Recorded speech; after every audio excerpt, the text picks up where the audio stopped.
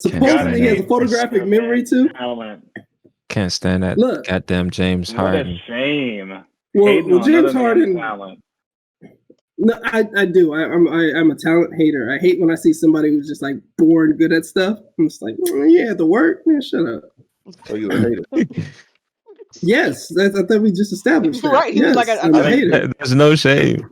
No, I'm one of the greatest. I think I'm one of the greatest haters of all time because I think I can break it down logically why I hate him. I think that you guys can really get into the hate to a new level. You get the passion and you get the actual like I can break it down structurally why I hate something. So that makes sense. Yeah. So logically. Yeah, I think I'm great. I think there should be haters out there who hate me for how good I am at hating. That's fair. There probably are, to be honest. So you're trying to start a real player haters ball, basically. Oh, absolutely, man. That's my dream. That is my dream. Oh man, if I could start like a whole like con where we just hate on people. Hater con. Hater con. And we have it in Tallahassee. That's the word. Just like, my God, niggas hate to go there. Stop that. Tallahassee Civic Center. Hater con. Like one hotel there. Everybody gonna be stuck in that one dusty ass hotel. Damn. Look, man, we got like 3 now, man. Yeah, 3 dusty hotels. That's who has to deal with you. My man said we got 3 dusty hotels now. That's a 3 came up. Look, man, it's like Monopoly, man. You gotta get a bunch of houses where you can put a hotel out there, man. We're just working on our next trip around the board. Wow. Wow. Tallahassee, you're making like 10-8 trips around the board. Look, man. Don't hate on my city. That's enough. We've done enough. Kev, start the show. Yeah, start the show, Kev.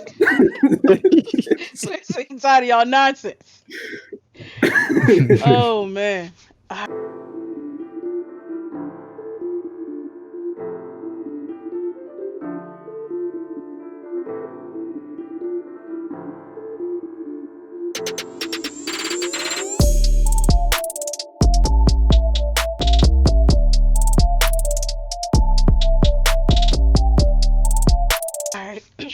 Thanks for joining us and welcome to the podcast. Follow us at Blerdimension here on Twitch and on YouTube if you haven't already. Turn on notifications so you can be the first to know when we got new content for you. I'm Kavan, the Grito Suave. We got JK, Beasternal. What's up? We got Creston, Nasser. Oh, my bad. I know you're good. I'm sorry. Fucking up the flow, man. Give it down. Oh, damn. Fuck it. What's going on, everybody? We got AJ, Noslinja. Yeah, HaterCon coming to a city near you, 2025. Hang on, let's go but stuff that down. Facts. Oh no, you gotta do it this year. That's the whole thing about hater. You gotta hit. I don't want to kill all the haters because then who's gonna come to the next HaterCon? Nah, I can't. That way you can create more haters. We'll do a digital version, like everybody else did, like a digital con. Your logo should be Squidward. Should be Squidward. Facts. Your logo should be Squidward. I don't hate it. You should hate it. It's HaterCon. You should hate it. I hate that. Look, I got to figure out the logistics of what you can and what you shouldn't hate. Hate. That's what you should be doing. Squidward's whole existence was hate. We got JD creates activity. What's up, family? And we got Carl KBH. Carl, what happened, bro? You good? I'm good. Oh, you can't hear me? I didn't hear you. All right. All of our pronouns are he, him, and his. We got 3 segments for y'all on the podcast. First up is what's good. That means talking about games we've been playing, shows, movies we've been watching, comics we've been reading, all that good stuff. Then we're going to talk about some nerdy news with headlines. After news, we got a topic of the week to discuss. This week is what we want to see from our new administration, like tech-wise. And then after the podcast, we're going to have a quick intermission. Then we're going to get into after podcast gaming. Tonight, we're going to play some more Rocket League, and we're probably going to play some Halo. So stick around for that. All right. So what's good, y'all? Who want to go first? What's good? Trump is out the fucking office. That's what's good. Oh, Can we get a round of applause? Yes, sir. we got the air horns. We got some. Good morning. We got some. Yo, we Yo. definitely do need to add like that, like some sound gimmick. I'm not sure what the software is we need to do, but I want like whole radio talk show, like just press a button and like burn. Like I want all of that. We got to figure that out. Tech, are you on your M1? Or I did you? am actually not. I sent it back for the How extra dare memory. you? I just once because like I'm big like offshoot real quick, like literally 2 minutes. I promise you, I'm a big fan of VirtualBox, and so I'm trying to run at least like 3 different Kali instances, and that was the initial goal. And I don't know why, because I was probably like I told you, I was being cheap, and I regret it. But I've already ordered the other one with the extra memory.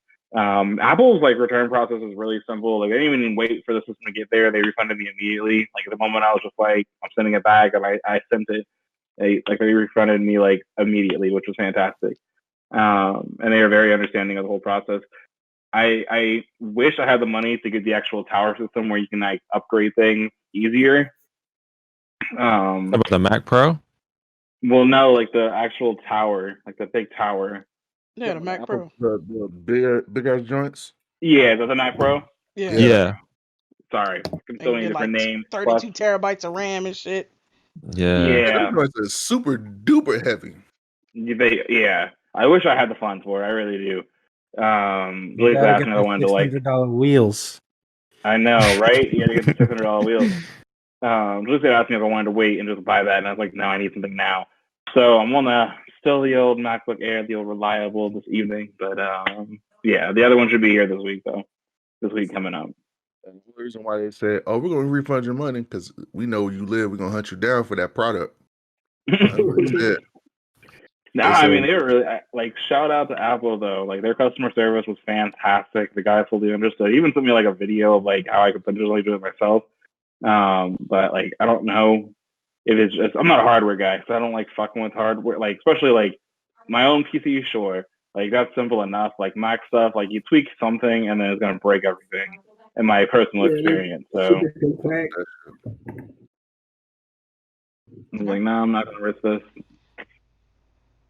Yeah, you guys can It's move easy to forward. have good customer service when you got a couple $100 billion in the bank. Right? I mean, no, their customer service was. I cannot say enough about it. That experience was fantastic.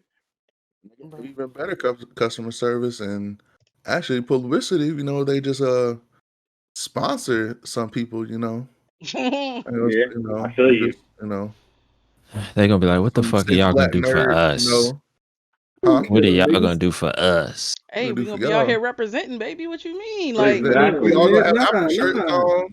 Have an Apple. I'm all for some Apple shirts, Apple hoodie. Everybody knows there's only one black person in tech. That's MKBHD.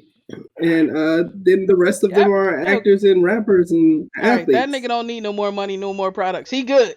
All right. I know, help right? somebody up and coming. He is straight. Companies have never cared about. Nah, they don't. Companies have never cared about that. They're like, I mean, you're right. You're right. My homie, everybody's like, to say when you everybody. Oh no, go ahead. I was just saying, like my homie say, when you got shit, people give you shit, and I was like, yeah, rich people. That shit threw me off at first. I was like, what the fuck is you talking about? But yeah.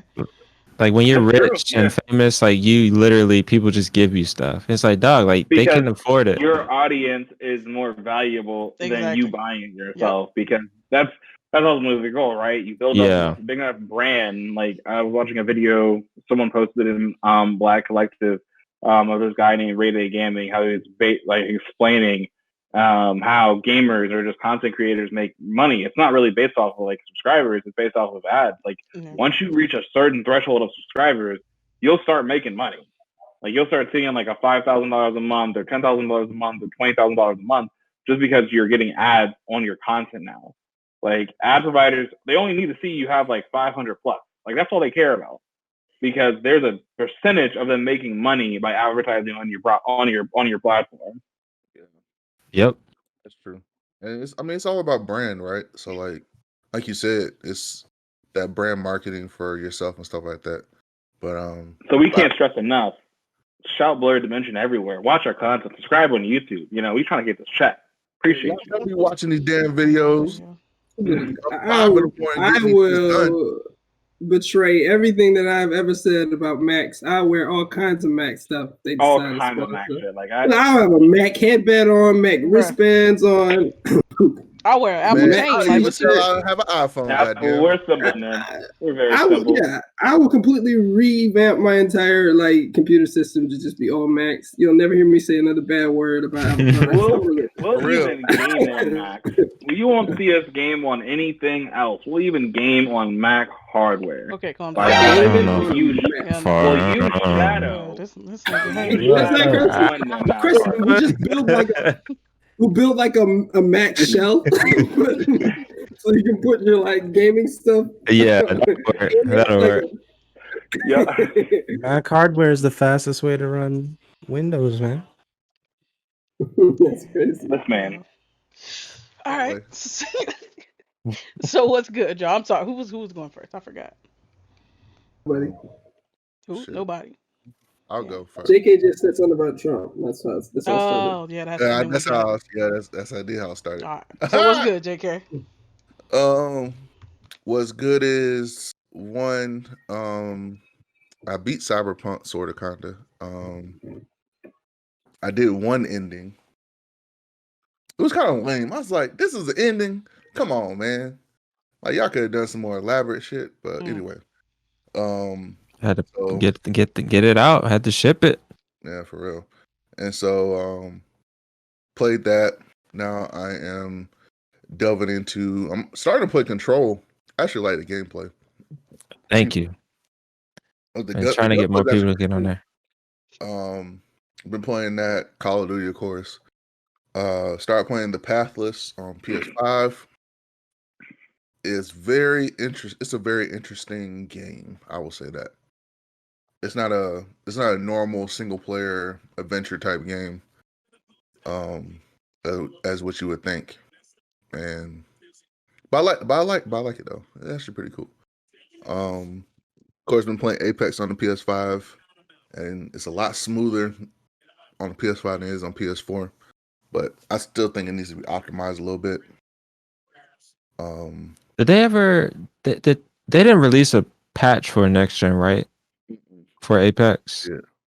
Yeah. I don't think they did. I don't think they released a patch for next gen for any of the current gen, like Apex, Warzone, any of the battle royales, basically. Oh, yeah. Fortnite did. They're like, fuck, yeah.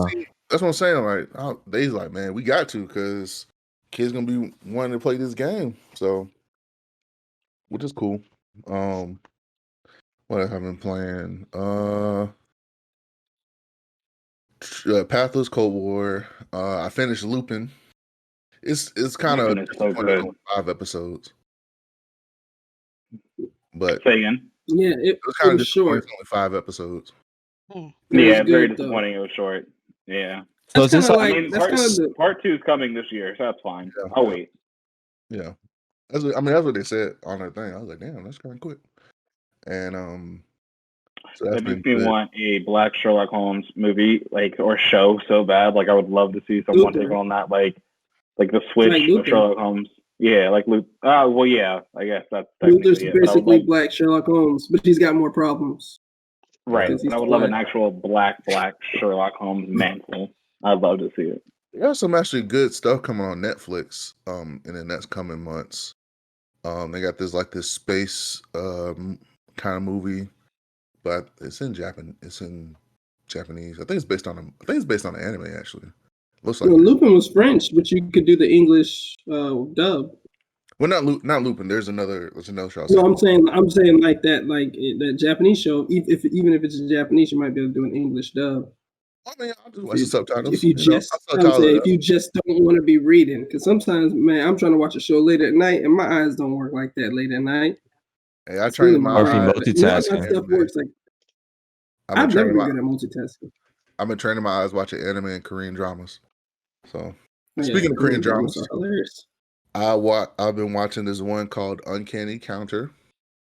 Is about a group of demon hunters, and it follows one kid who got into an accident, and he pretty much became a not disabled, but like he can't really walk on two legs. He can walk on one, but he has to have a cane, and so he ends up becoming recruited by these demon hunters, which are like elaborate different people, and they all became demon hunters because, well, quote unquote grim reapers. So basically, they hunt evil spirits. It's a Korean show. It's actually pretty cool. It's actually pretty good. And what else I've been watching? I've been watching a lot of shows lately, actually. Of course, I've been catching up on anime. He said, "Laugh out loud." Read. I'm done. Mario's out of control. Out of control. But I've been watching a lot of there's a new anime called Maritsu. How do you spell it? What? I had the paper. I can't remember what I did with it. But I'm checking that out, and yeah, and then also too, there is a movie coming out. I can't remember what it was though. But definitely, if y'all haven't checked out Lupin yet, it's a good show. I've been watching Chilling Adventures of Sabrina. That's a good one too. It's not as good as the other one, but it's the final season, so it's whatever.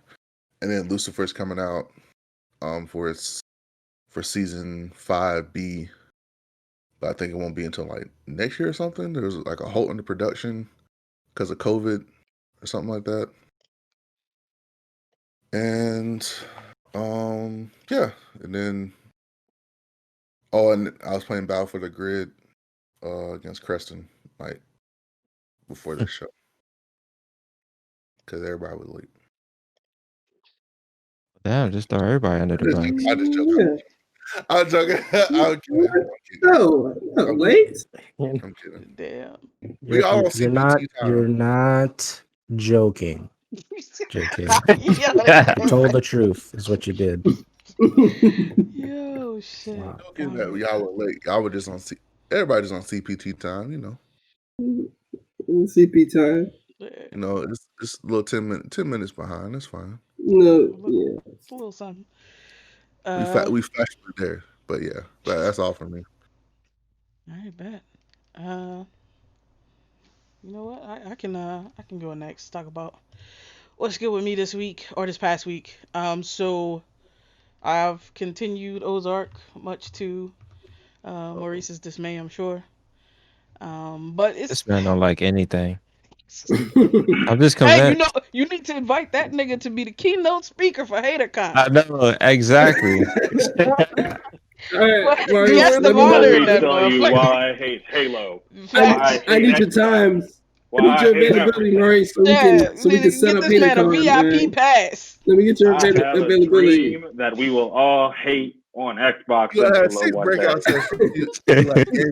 I hate Halo? Why I hate Xbox?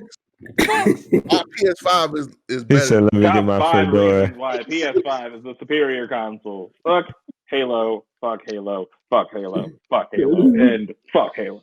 That's it. Thank you for your time. Thank you for your time. Hate on, everybody. Hate on. Don't forget, I hate you, and Halo, I definitely hate you. Facts. I watched this movie on HBO Max with my wife called Lockdown. So much fun. Yeah, it was fucking wild, bro. I'm like, are these niggas really about to what are you? I ain't gonna spoil it for you. It was a twist, yeah. Yeah, I didn't expect that. So it's about a couple whose relationship is in trouble. But the COVID lockdown just started, so they're stuck in the house together. And it is, it's a wild ride. It's a wild ride. There's fucking poppy bulbs growing in the backyard. They got a hedgehog that's getting high on the shit. It's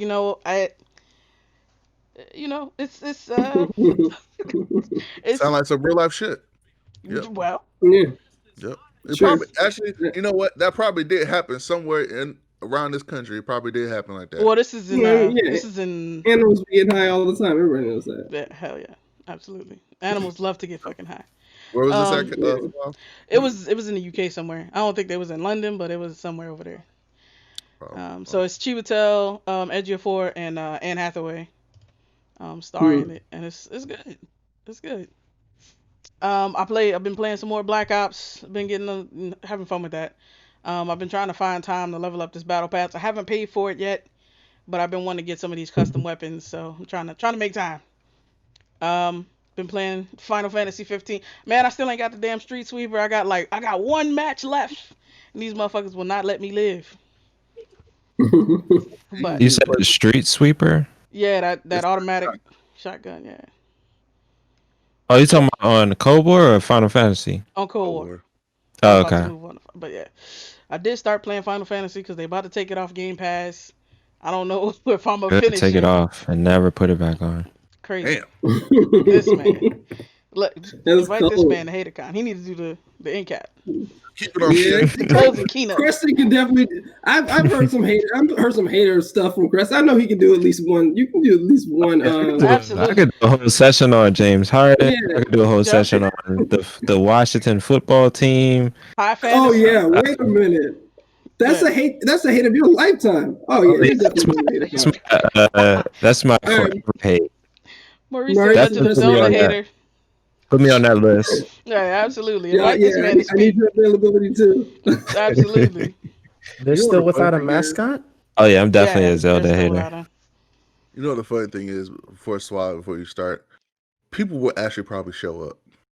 Listen. Oh yeah, absolutely. It's gonna be huge, guys. People will either show up just for comedy wise, or people will actually show up just to hate on. Hate on some shit. They be like, "Nah, I've been waiting for this. I hate these motherfuckers." People in their hatred.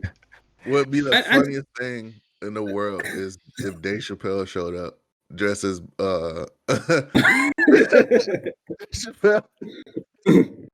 Chappelle, and all them dressed up. It just came. We probably have a bunch of cosplayers dressed up as him, so he'd fit right in.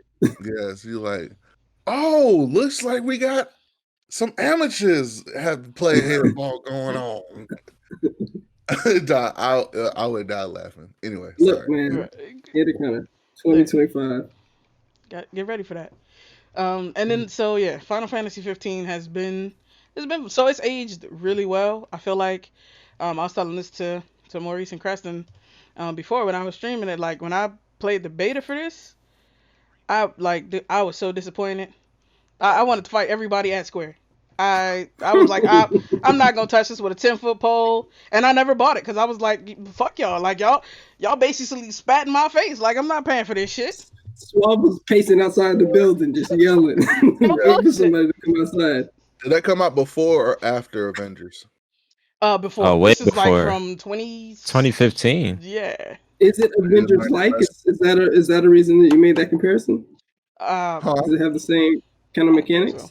But I don't know. I haven't played Avengers. Sort of, kind of. Does it? And on top of that, they didn't learn their lesson. Damn. Unless they hurt. I've been liking it. They must have really got their shit together somewhere in the last like 6 years. Cause it's good. I'm liking the setting. It looks really good, and I'm liking the gameplay except for driving at night. That was not fucking. That shit was hilarious. I'm driving, trying to get to my objective. This nigga Maurice talking about you passed it up. These two level 30 motherfuckers pop up out the road and just bust my ass. I was like, and I did that shit 3 times before I was like, you know what? This is probably not what I need to be doing. You said I'm quitting. I'm going to Black. That's it. I left on that note. And so then today I was talking to Malik in Black Code Collective, and he was like, "Yeah, dog, you're not supposed to be driving at night while you low level." I'm like, "Nigga, now you tell me." That's something you should probably do in real life too. When you're driving at night when you're at low level, level up. It's different. It's different in real life. It's like you usually driving at night when you black. Damn. Yeah.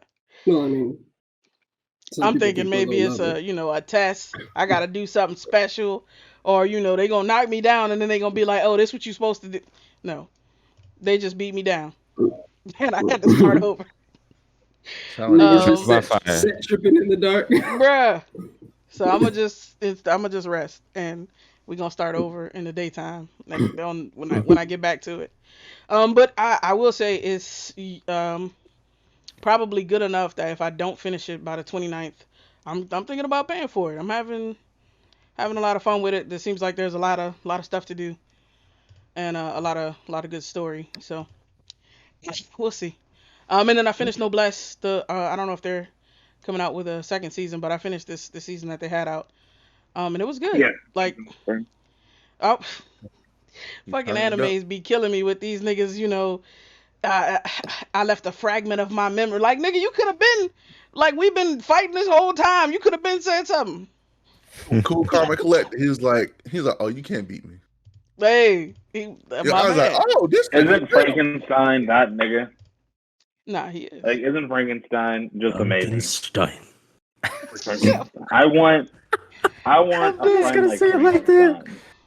Like, I want someone who has that power. Like, I don't even want power myself. I just want somebody that would kill a whole nation if I asked them to do so. And Frankenstein See, is and that's that the problem. guy. You're not the kind of person who can be associated with somebody like that. Right. Yeah, nobody trusts you with that kind of power. We'd have to take you out just so that person wouldn't do anything ridiculous. Exactly. 100%. I have not seen Attack on Titan since the end of season 1. You said I'm looking. Bruh. But I've heard that season 4 is really good. But Attack on Titan it's intense, and it got some I don't know. Is it the vibe is not always on the level with them with me. I'm just gonna say this: Attack on Titan this season, motherfucker, like Aaron and all them. Mm-hmm. Them motherfuckers got real. Like, they were taking niggas out left and right like it was nothing. Goddamn. They turned from like the crybabies to fucking ninja soldiers on fucking zip lines. That's what playing for keeps. Bet. Yep, that's exactly what it was. Damn. Sorry, go ahead. Right. No, that's it for me for what's good. This week. Who wanna go next? Frankenstein. Yo. I can go next. All right, bet. So me and Beast finally finished Remnant. That game was really fun. Beast, are you down for the DLC? What's our next co-op? Shadow Warrior? No. I'm thinking of that Warhammer game, but I don't know. We'll figure it out. Warhammer game or isn't Warhammer like a tabletop game, basically? It's like different versions. They have a co-op, like, you remember that game Gauntlet Legends? Yes, that was my game back in the day. So they have a game. They made a game like that for Warhammer. I was actually looking for that on like emulators not too long ago. That game. I love fucking Gauntlet Legends. Yes. Gauntlet Legends was a game, man. Mm-hmm. But I don't know yet. I think they got some co-ops coming out soon. They got Back 4 Blood, which is the Left 4 Dead spiritual successor. There's some other Warhammer game that's coming out too. There's that Warhammer Vermintide joint that's on Game Pass. Yeah, that's true. That one's pretty cool. But yeah, we'll figure it out. But I kind of want to go back and play the DLC for Remnant. That shit is pretty fun. You said what? Whatever. I was watching the Tiger Woods documentary on HBO now. So that's actually really good. It's a 2-part series. Each part is an hour and a half. They really go in depth, with his story. The first part, it's all about, his upbringing and his relationship with his dad, which was extremely that whole documentary, there's a whole lot. There's mixed emotions. Like there's one part you like you feel bad for him. Second part you like, damn, like, you know, you fucked up, and then you just think like, okay, he did that because he is fucked up from his upbringing and this and that. So it's like it's mixed emotions. Like it is it's really kind of pulls back the curtain on, you know, Tiger Woods' life and the image that he's built over the, you know, 20 plus almost 30 years of him, you know, being a superstar in the sports world in general. You just kind of, you know, get a real glimpse behind that curtain and see like there's a lot of darkness, a lot of um just a lot of like human, like typical human shit, but him being so famous and him having to live up to that image, it suppressed a lot of that. And then as time went on, this thing started, you know, coming out. So it's a really good documentary. So I highly recommend you all check it out. It's on HBO now. It's a, like I said, it's 2-part series, hour and a half each. It's really good. Of course, I've been playing Cold War with Beast and Suave. I'm really coming around to Cold War. Like I'm having a really good, like the last few sessions I've been playing. I'm really been having a good time with it. It's starting to kind of stick out under the Modern Warfare shadow to me. It's kind of sitting in its own right now, which is good. I just think it had a very shitty launch, which I think, you know, in comparison to Cyberpunk, it just got like brushed under the rug because everybody was mad about Cyberpunk. And Cold War was in the background, like just like, all right, we'll fix this shit. And nobody's paying attention to us, but our shit is like crashing systems, you know. Still fucking crashing the game app. Yeah, I mean that game is still still broken. But like I said, like they kind of get away with it because of the debacle of Cyberpunk. Oh man, poor Cyberpunk. I haven't watched too much more of Fire Force. I think I'm on the 4th episode now. That anime is pretty pervy. It's kind of embarrassing. Like I'll be hoping like Nicole will be like coming down and Bruh, what's going on here? That's how it happened every time.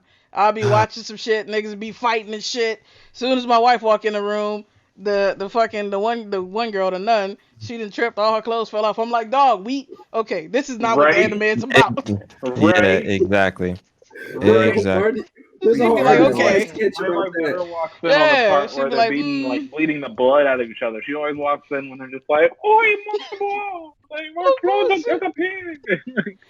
My thing is, she be falling on fucking what's the name?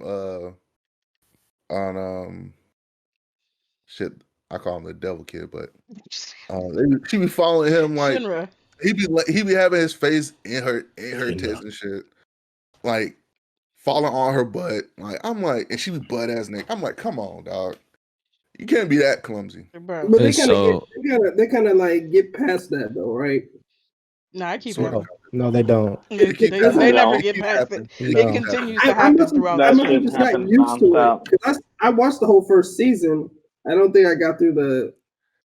It still happens in second and third. I didn't really get into the second season. Okay, so she didn't come in until like a little bit into the first season, but like after she turns up, there's a lot. And which anime is this?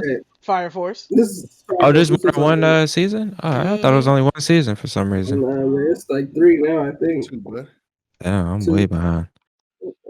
Sorry about that. Go ahead. New season. I don't know. So yeah, that and then I've also been playing second playthrough of Dishonored 2. Having a really good time with that. A lot of cool powers. Like you're basically a super assassin and you have all these like cool powers at your disposal. And then on top of that, you have this cool sword where you could just go around just like assassinate motherfuckers and cutting people's heads off. So assassinate innocent people. Bruh. I mean, the only reason my policy is, No, he's got a policy. Yeah, nah, seriously, these motherfuckers, like, I let them live if they, because some of them always threaten them, like, oh, I'm gonna go, like, what are you doing here? I'm gonna go tell the guard. And as soon as they say that, you can't let them live. Yeah, absolutely, you have no choice, Kristen. yeah. I mean, they just cause more and more headache. So completely justified, because they were gonna get some guards killed. That's what they wanted to do. That's overall is what's that? They're accomplices to you murdering the guards if they go get the guards. Yeah, that's true. His whole so basically, in blatant stance is, if you don't want to die, just shut the fuck up. Don't snitch. Yeah, snitches basically, get stitches. yeah. Like in the kitchen, the motherfucker was like making some stew. You know, I went over, took some of the food. And she turned around, was like, "I'm about to snitch on you," and I was like, "Oh, I got it. I gotta cut your neck right now." He just picked up the body and just started picking shit up. Yo, Dishonored 2 is that game is so fucking good. Which is why I'm like super excited about Death Loop, which is their next game. Oh yeah. And the game before that is Prey, and I'm gonna actually try that out pretty soon too, and that's been getting a lot of good reviews from people. So yeah, that's pretty much it. So, before we move, I was just gonna comment on this nigga's gameplay because he was streaming this game, and this man was over there talking about, don't you ever just want to turn into a shadow and murder people? Like, absolutely. That's a good power to have in your back pocket. I'm just saying. No, it is. I think the shadow power is cool. It's the second part of the sentence that I think so I had a problem with. I don't think it was the first part. Shadow power is in fact awesome. You're correct. It's the end of the sentence that I think he had a problem with. Hey, I mean, you have that power at your disposal, and sometimes some people just gotta be eliminated. So yeah. Man, been in the house too. Somebody check on it. I get it. Look, on all the lights, please. real quick before I forget. Let's be honest. Oh yeah. Go ahead. Night Stalker on Netflix. That is probably like the most disturbing serial killer that I've fucking heard of. Yes. It is so disturbing. Like, it's like this motherfucker was like an all-in-one like demon. Like he was I haven't watched it yet. He was. So basically, you just helped me avoid a show on Netflix. Absolutely. This is the type of shit that I wish Netflix had on Netflix. A Creston package. It'd be like Creston picks at the top of your Netflix queue, so you can just hide all of those at once. Yeah, no bullshit. That'd be excellent. Hide collection. It's that shit that's intense. Like, I was like, yo, this motherfucker. They should have burned that motherfucker. Like, they should have put him in the middle of LA. They should put him in the middle of LA, put him on top of one of the skyscrapers, had one of them like helicopters just kind of like circling around and just watching this nigga. Like, that motherfucker just needed to be like burned. That motherfucker he was evil. Like, the shit that he was doing was just fucked up. But I highly recommend it. It's it's a fucked up watch, but it's entertaining. I don't know how those two things can be true at the same time. Basically. They based that character, that person, in one of the seasons of American Horror Story. Like, that whole story. That's why I was so familiar with the documentary. Cause I was like, oh, this is American Horror Story, because they based one of the characters or one of the seasons pretty much around that character too. So naming your show American Horror Story is one of the ways you can get me to not ever watch it. Such a good show, to be honest. Well written, great cast, multiple seasons. Good show. I'm gonna stop you right there. So, whenever a long time ago, it feels like a long time ago. I don't know what year is it. My wife wanted to watch American Horror Story. We watched like the premiere episode of this season, like with Twitter, because Lady Gaga was in it. That shit was a mistake. I never went back. It's never gonna happen again. Asylum, American Horror Story Hotel. Yeah, it was Hotel. I stopped watching it after 2 episodes. I'm done. We didn't go past the first episode. Did we even make it through the episode? I done scrubbed it from my brain. It's like deep in my psyche somewhere because it was just no. It was freaky as hell. I was like, no thanks. But I like the continuity of American Horror Story because everything kind of links up together. Is it the inability to compartmentalize it for you all? Like when you watch something that is, just designed to be ridiculously scary for no reason? No, it's the absolute anxiety that it builds on me. I'm like I said, I'm already here. Like, don't. Right. I'm already here. I need to go the other direction. Like, y'all trying to push me off the edge. I'm trying to walk back. Y'all like, no, just a little bit further. I'm like, no, there's actually no more ledge. There's air there now. I'm like, no, you can take 2 or 3 more steps. That's what horror movies do. It's like, I'm already there, man. I could, I could just burst out, just run, take falls in there, and like take off. Yeah, it's like, I don't need the stress, the extra stress. Facts. Facts. They can't handle nothing. Oh, wow. Hey, how dare you? Tech, you were going to say something before we kept interrupting you. Oh, I lost it completely. Oh, okay. Well, just going out of your mind. Okay. Wasn't that important? Oh, yeah, no. It was in regards to psychopaths. I find them quite fascinating. Mm-hmm. Just like, because what Preston was saying, the fact that man needs to be like put on a stake and burnt. Like, just to imagine, like, because psychopaths aren't a new thing, right? Like, it didn't just happen in the 21st century. So just like imagine like how many just rampage back before we could properly investigate it. Like, just imagine how many just went on a full-on murder rampage, and then they had kids, and like those kids are probably also crazy. So I don't know that it's like a gene thing. I don't know if you like carry it. I think I've read it's like depression can be passed on, right? Because we've proven like for the most part depression and those types of mental diseases can be passed on. Maybe, but nature versus nurture. Photographic memories can't be passed on though. Like you can't. Your dad has a photographic memory doesn't mean you're gonna have one. Yeah. I mean, so right? I think it's more like that. I think it's more like the same thing as like somebody who's like a genius or a savant. Like there's a genetic mutation. Yeah, like that's a genetic mutation. It's not something that's hereditary, something that shouldn't have happened but did. So I think that's how I feel about psychopaths. That's what I hope, and it's also how I feel because I hope it very, very, very, very much. So I hope it's the same thing as an eidetic or a photographic memory. It's like just because your dad was a psychopath. In fact, if you're watching this and you're a psychopath, just because your dad was one doesn't mean you have to be one. Or your dad or mom, you don't have to follow in their path and be a psychopath. And if you're going to be a psychopath, I recommend killing fictitious people in video games. Like, what's that game you played, Preston? Dishonor? Yeah. Yeah, I recommend that. So, yeah. Please don't kill me. All right. So, let me see. Who hasn't gone yet? I went. Chris went. I'll go. Maybe you can go. Okay, I'll go short. Anyway, all I did was play Cyberpunk pretty much and solo leveling. So I read solo leveling every week, so that's the same thing because it's my favorite comic ever, and I'm this most recent issue isn't as satisfying as the one prior, but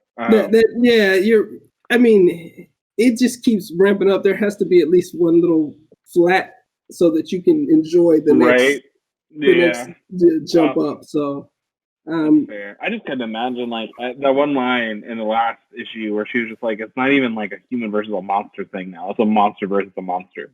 Yeah, the character has reached levels of power that don't make sense.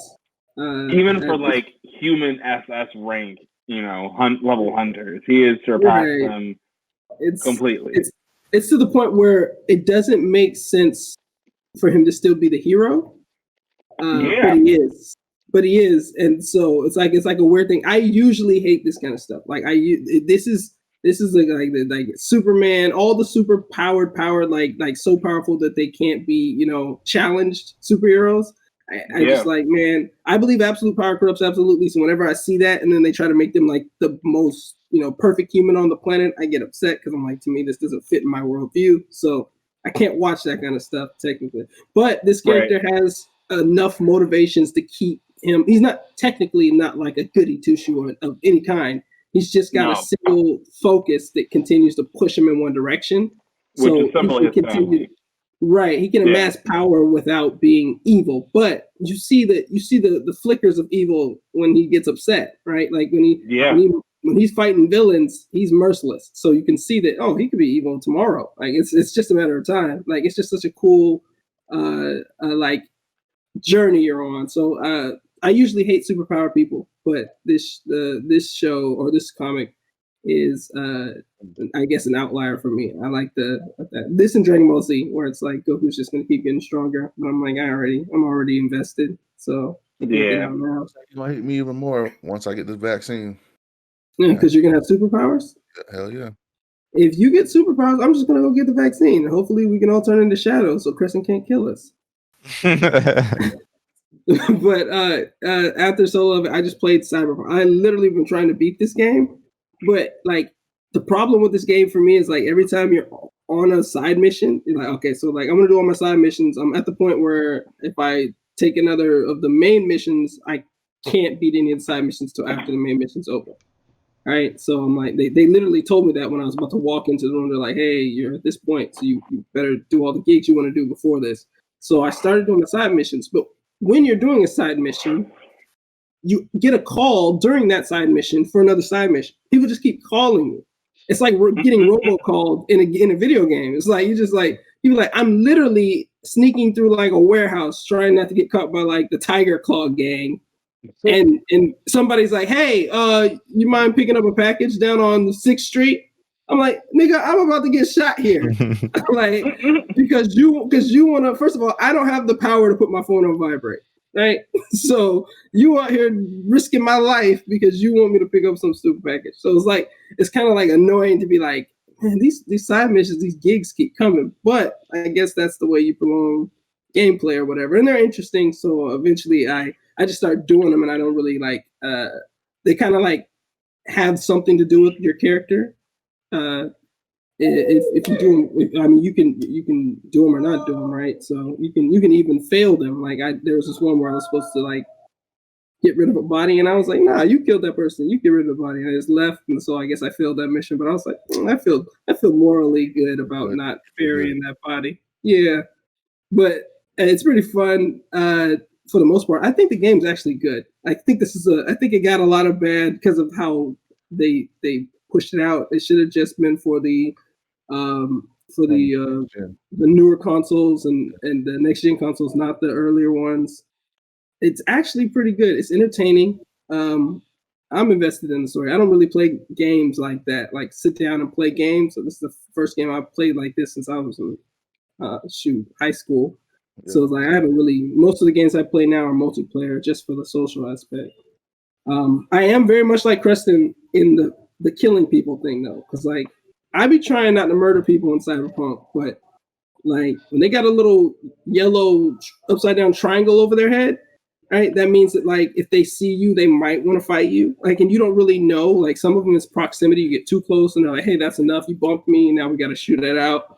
Right. But some of them, like I've killed enough Tiger Claw gang members. It's on site pretty much when they see me. So now when I have when I have a mission, right? Go.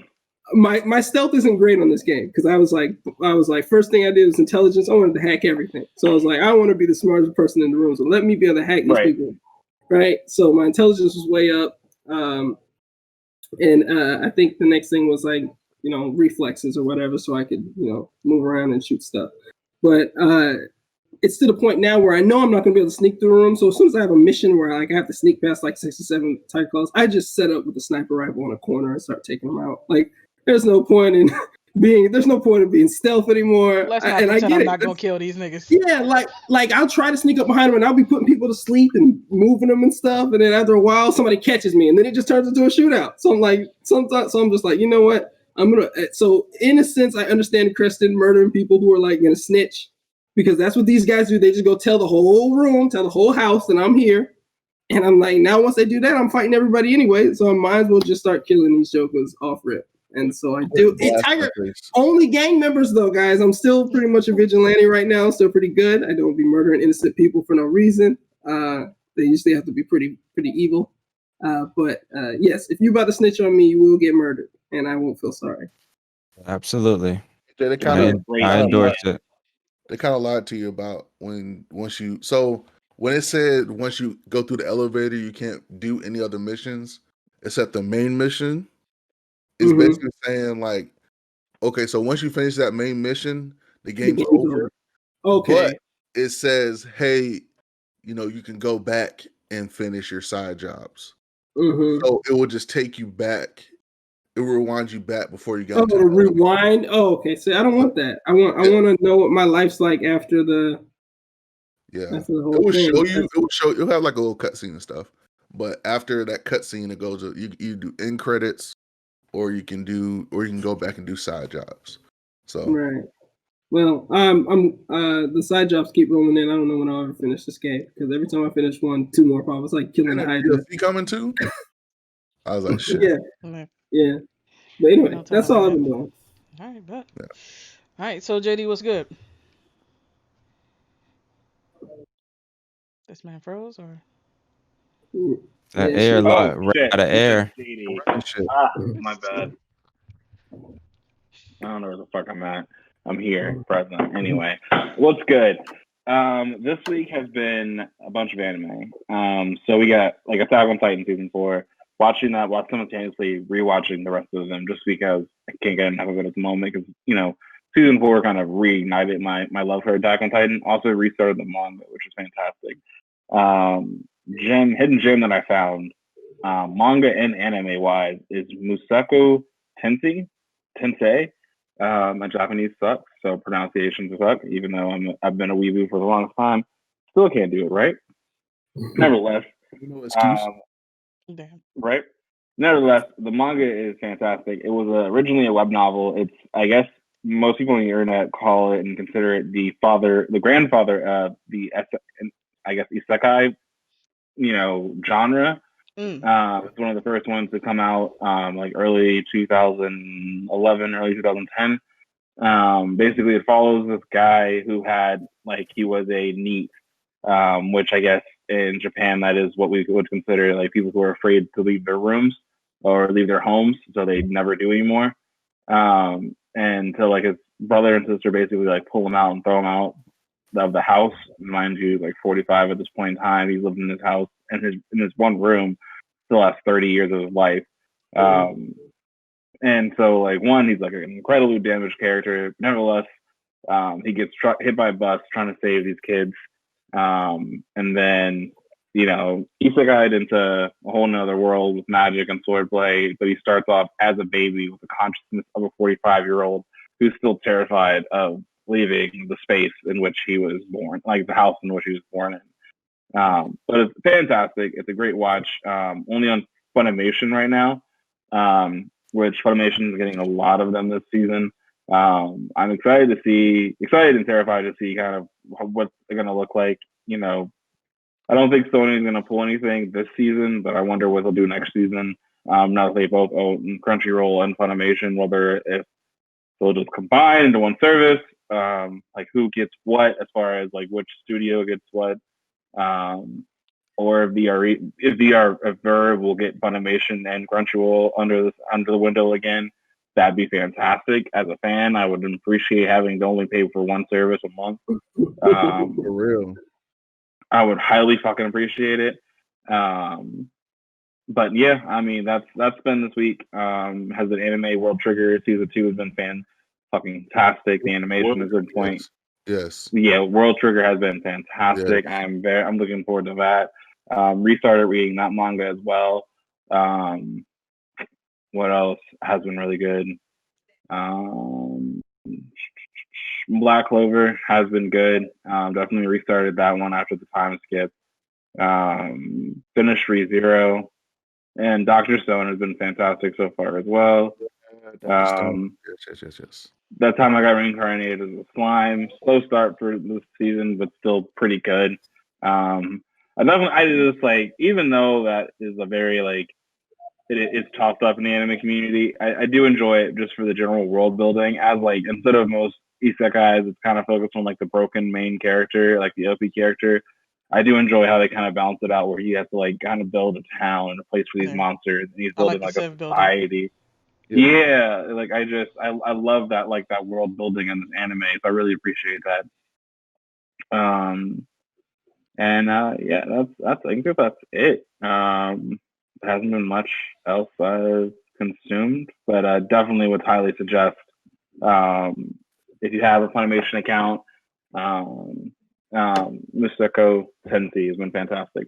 Tensei has been fantastic. Only episode 1 and 2 are out, but the magic system is pretty dope. The swordplay is really good. The manga, I read that in one sitting. It has 60 chapters out, and I consumed. I was gluttonous. I literally read from like 9 o'clock one night until about 3 o'clock in the morning, just nonstop reading. I couldn't put it down. It was so good. No, it was dreadful. The next morning, I was definitely regretting it. But absolutely, it was so good. But that's it. All right, bet. All right, Carl. Last but not least, what's good? Nothing too much. I'm very proud that I rented a movie for $1.50. Very excited about that. So please watch Tenet for $1. How was it? Oh, thanks for reminding me about that, because I went ahead and got the $1 rental on Play Store as well. On Play Store, I had the $1. Yeah, now where you got yours? Yeah, that's where I got it. How was it? Okay, I liked it. I did. however,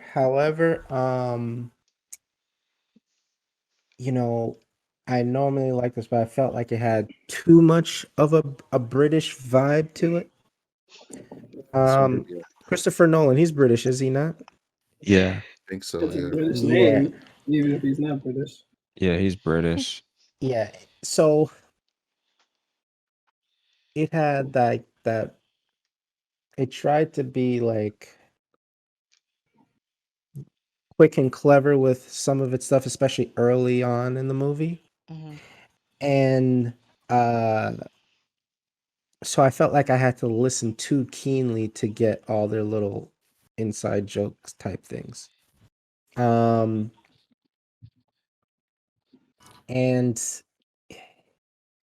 it didn't feel like it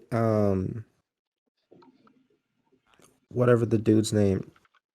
Is it John David? Yeah. Washington? Yeah. Yep. Yeah. It felt like it didn't really fit him.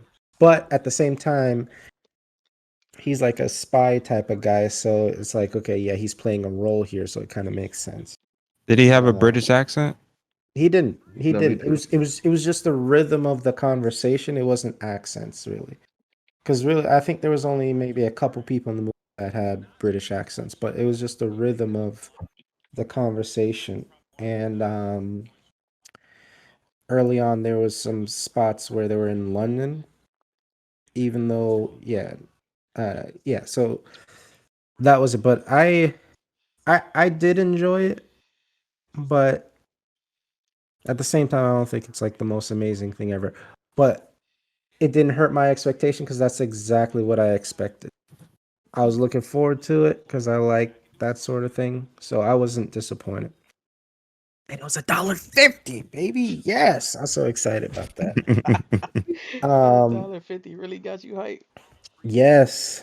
Black Clover. Black Clover. Still, we saw even more of the Dark Triad like I was hoping. They tease you so hard with that you thought was about to unleash episode over. So I'm expecting the next episode we're gonna see some ridiculousness from So we have Yuno's true identity revealed in this episode. Oh shit. So we finally know who he is. Why does he have the chain, that pendant around his neck? Apparently mofos care about spoilers, so I guess I won't go into too much, but that was... What's that? Spoiler alert right here. I mean, I'll spare them. Need to grow up a little bit, but I'll spare them. We grow. There's no such thing as spoilers. Anyway, but so it was a solid episode. They're maintaining the art and animation, because we all know Black Clover usually, in a season, you might start out strong, you might end strong, but it's usually real sketch in the middle. Yeah, a little wonky. But so far so good. Technically, I guess it is early in their season, so but I'm liking that. Watch Jujutsu Kaisen. That was more of a filler type episode. That wasn't super duper memorable or anything like that. But I did start that World Trigger. And let's just say there's been multiple nights I've gone to bed after 3 a.m. That's what I'm talking about right there, Carl. I've told you it's that shit. 2 days ago, I went to bed after 4. Good Jesus. You watched season 1? He's watching season 1. I haven't finished. So when did I start that? I think I started Monday, took Tuesday off. Wednesday, I went to bed after 4. No, I guess I didn't. I must have started on the weekend then. Yeah. So I'm on episode 20 something. So you get into like the team aspects and stuff, right? Yeah. So I'm at the point now where they're at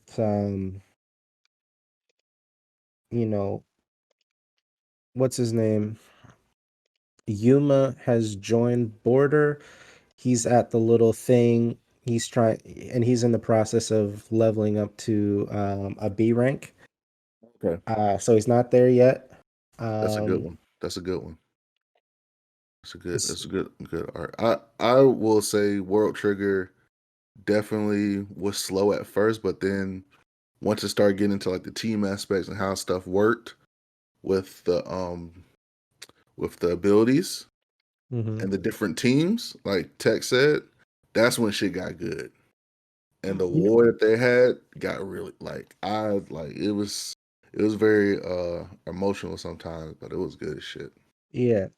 So the invasion started about 2 episodes ago for me. And even at the beginning, like you said, it was slow.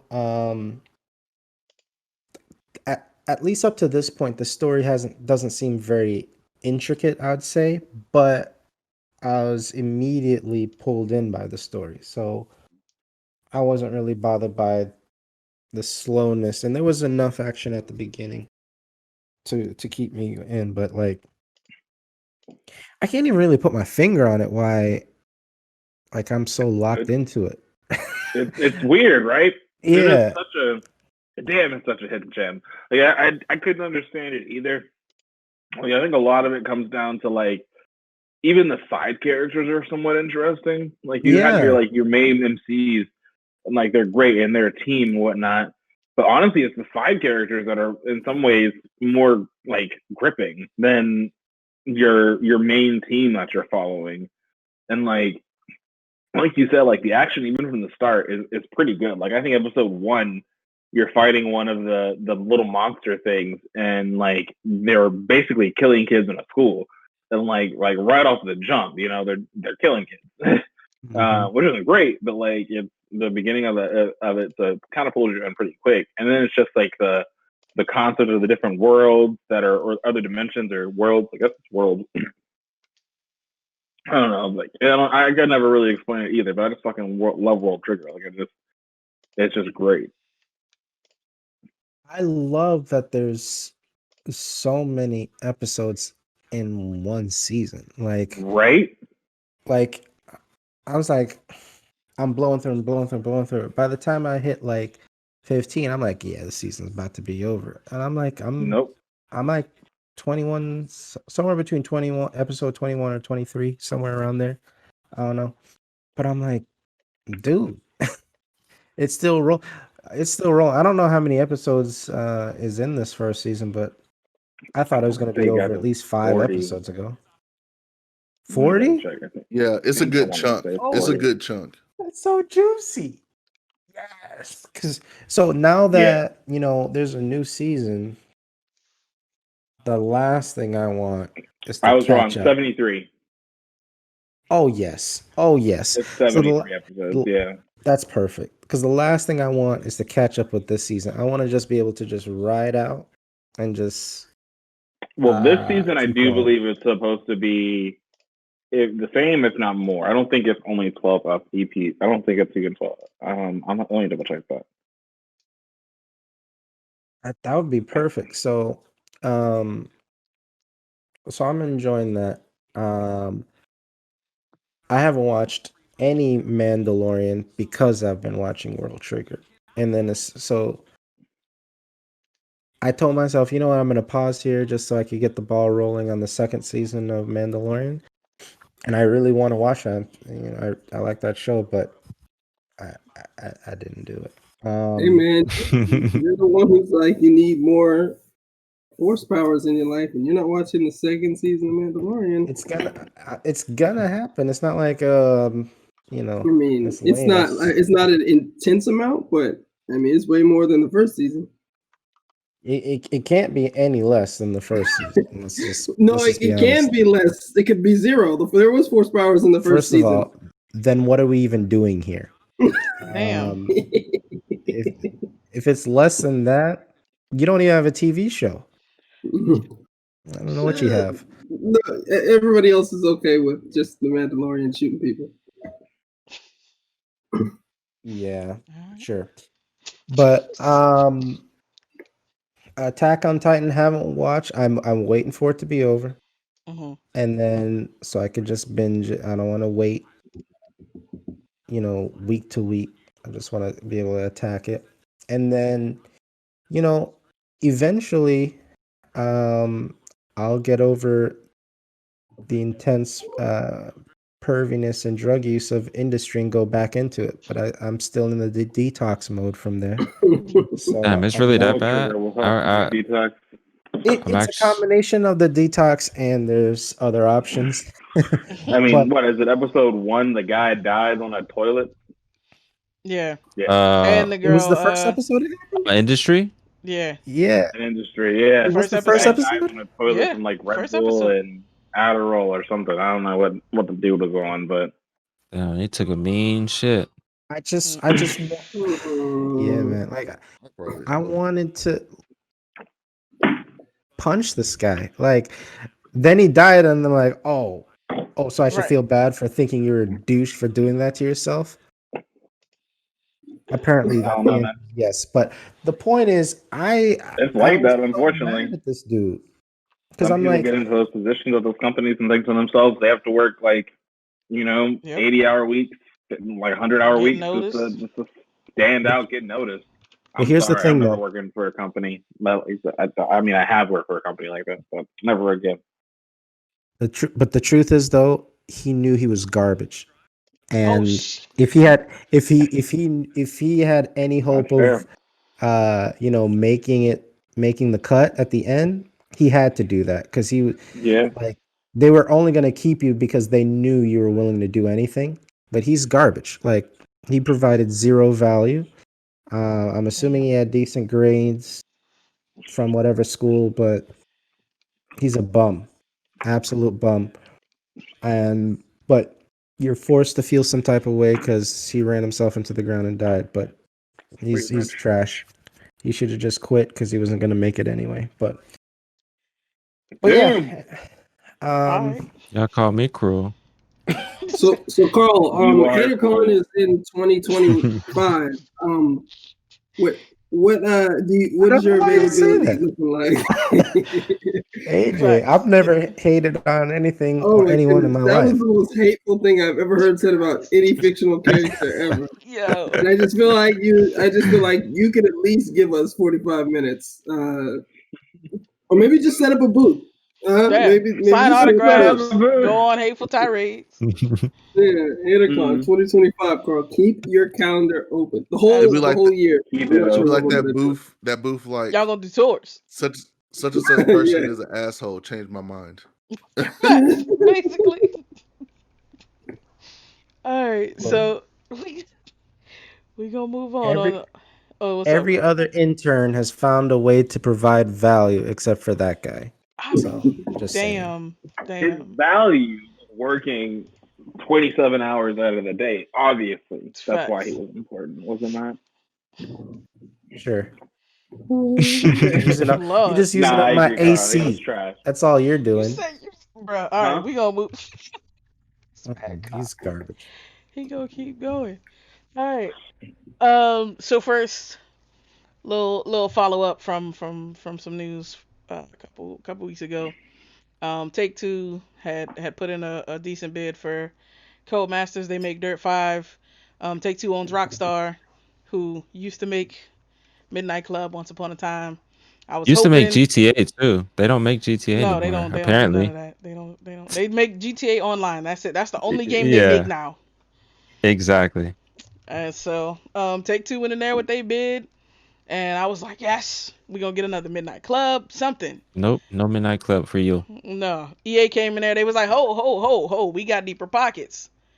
But apparently this week, they officially pulled their bid for Codemasters, and so my Midnight Club dream is dead. I don't know what the fuck EA is even like, dog. What are y'all gonna put out? Y'all done ran Need for Speed into the ground. What else is there, EA? It's like EA is all about the money. That's all they care about.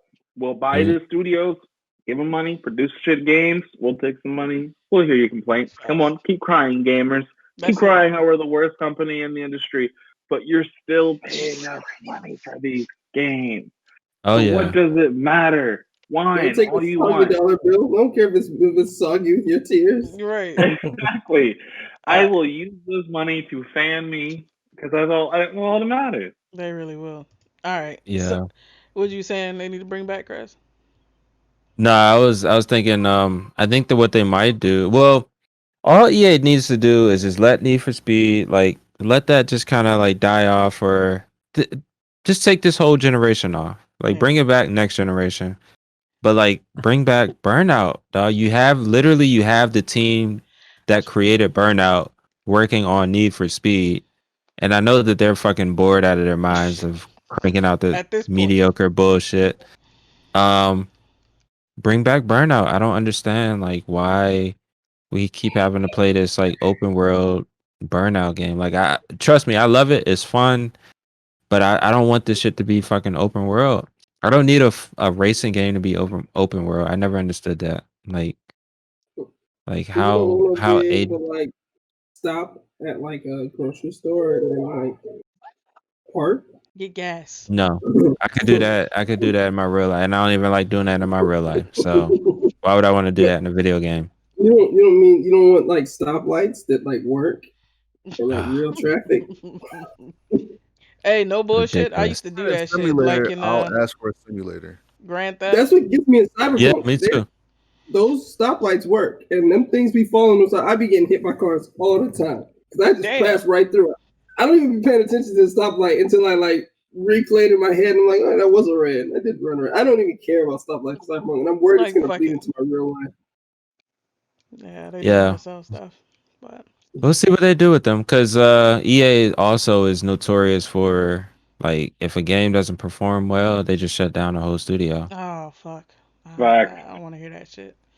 That's terrible. Like, you're not making me money fast enough? Get the fuck out of here. Needs to come back. What need to come back? Dead Space. Yikes. I mean, you get some kind of games like ever. Dead Space. Yeah, you're right. The people that made Dead Space are they're creating a spiritual successor, that Callisto Protocol or some shit. Yeah. Look like some shit you'll like. So, I would love if they brought back Twisted Metal. Oh, that's not coming back. Sony is too stuck up their ass for that now. Super dead. I don't know. You give Sony enough money, they'll do it. Somebody get this man. Sony will do it for enough money. So no one's attending my close funeral. Bruh, this man, I tell you, this hater man makes a living. He's a touring hater speaker. This man goes around the globe and just hate speech. That's it.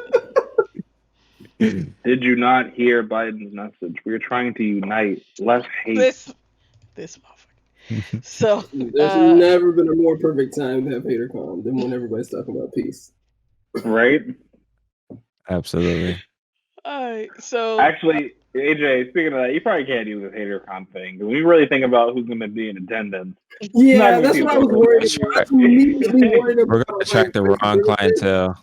But I was hoping that my black face on the flyer like this. Yeah, just like it's gonna come in. It's your black ass. They love a black Trump supporter because, like, Lord, do they love showing them? Like, if they can find a black Trump supporter, Fox is like, oh look, there was a black guy there. There's one of them. See, Trump's not racist. This guy likes him. He did just pardon Lil Wayne and Kodak Black, so them niggas need to be in jail. The ring. That's not. Yeah, exactly. Do not pass go. Do not collect $100. Put your ass. Somebody need to put him back. Shit. They had to kiss the ring, dog. Yeah, they did. Yeah, they probably. I'm sure he sold those pardons some way, somehow. Oh, absolutely. There's Wayne publicly. Anyway, we're gonna put a pin in that. We're gonna put a pin. No way he did not sell those pardons.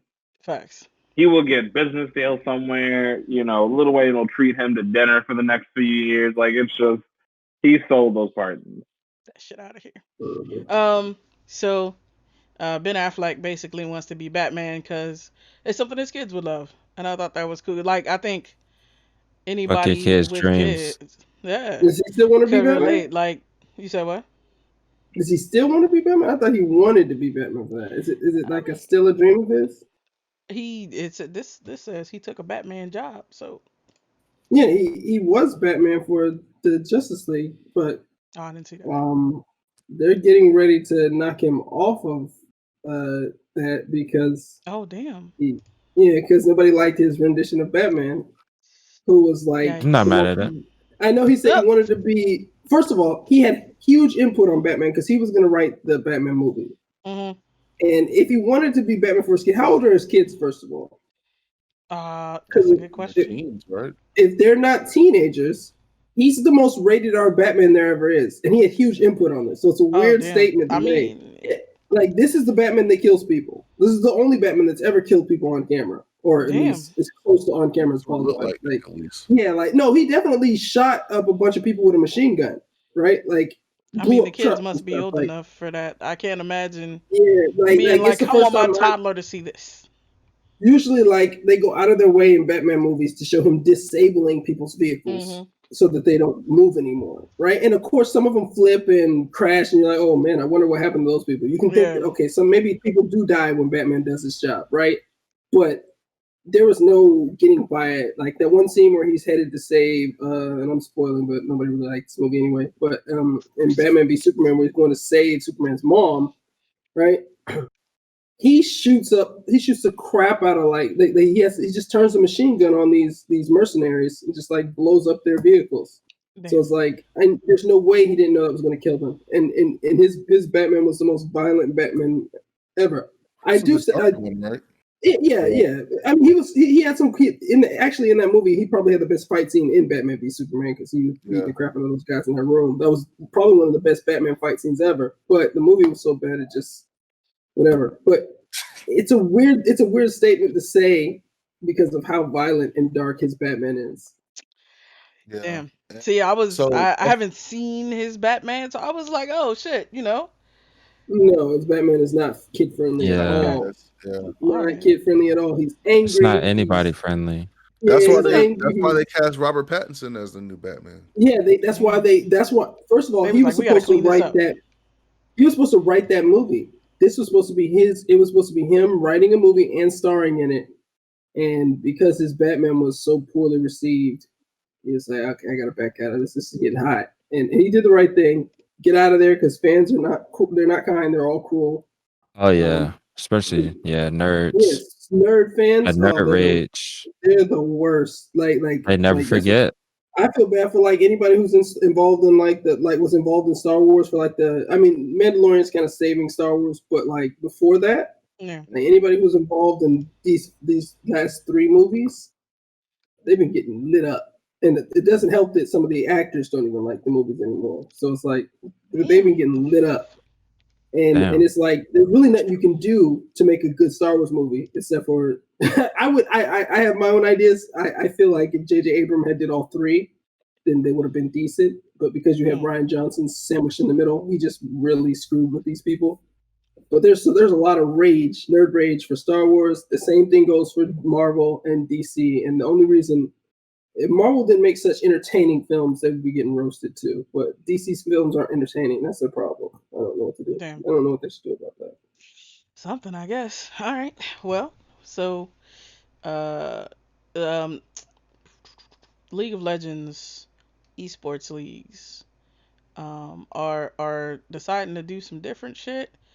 And the headline says, after years of following pro sports, League of Legends esports leagues are finally free to be ourselves, quote unquote, finally be free to be ourselves.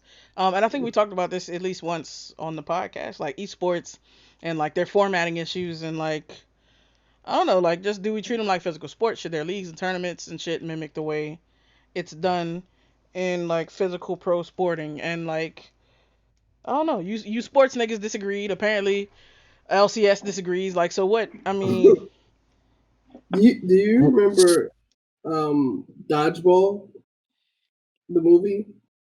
Yeah. ESPN the Ocho, and it was like a parody of ESPN. It was like, let's put like the dumbest sports you can put, sports that people don't really care about watching. So that's where they put the dodgeball and they put it on the Ocho, right? Esports looks like a parody of sports, but these people are serious. And that's why it's kind of weird. And that's why I think it never really worked. Because who are they trying to attract? They're not going to attract the sports people because the sports people look at it and like, this looks like a parody of looks like they're making fun of us or something. It looks weird. It just doesn't fit. And then, the people who are into it, not all of them are sports fans. So they're not even going to get why they're not even going to watch ESPN. Like they're not on ESPN. The format doesn't make sense. Like the color commentator and the commentator like sitting in a booth talking to each other, joking about it's kind of weird to do that with gaming because I don't know. It's just weird because it doesn't translate. It doesn't translate. It doesn't really translate. But I don't know the alternative because like how else are you gonna? There has to be commentary, but just I don't know. Maybe it's the personalities. Maybe it's the way they approach. It's really weird. It's a really weird thing. It really reminds me of dodgeball. Like when they were talking about that Ocho, like they were real serious about dodgeball, talking about it like it was football, baseball, basketball, like the big 3. But freaking dodgeball.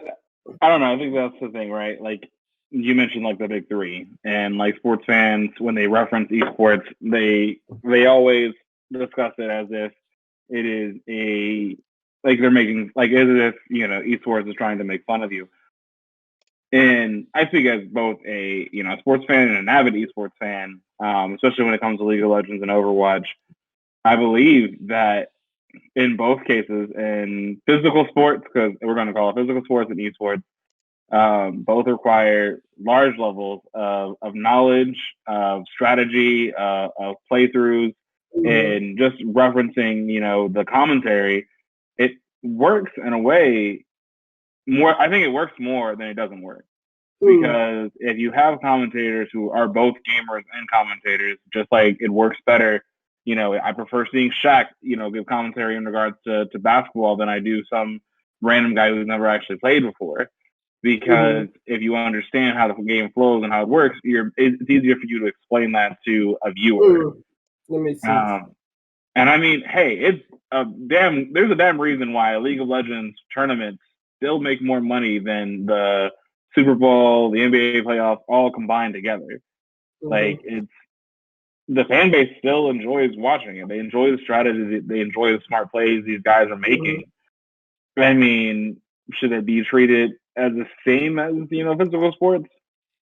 I don't know. I personally don't care because I mean it's sports, one exactly. way or the other. And that's the thing. I think that's the point of it is like, why does it matter? It's already like these people can dismiss it as much as they want, but like you don't need their approval. You're making, you have your fan base. Just keep doing what you're doing. They have no choice but to pay attention, and that's the thing. Like it's always just like this thing with video games where people don't take the medium serious, so we come from a place of like, yeah, they never have.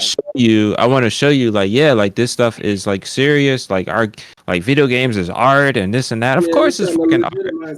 Yeah, of course it's art. It's the embodiment of every form of art and made interactive. Like there's no other medium like gaming, and that's awesome. But we still, like as an industry, like we still want to like get the approval of the fucking Oscars or the Grammys, and we want to be like the Game Awards. Like we want to have like this, like we're always in the shadow of these other like forms of entertainment just because they've been around for so much longer. But it's like, dog, like fuck all these other people. Like dog, like we're like, gaming is here to stay. There's no debate about it. They make more money than any other form of entertainment. Like you don't have to keep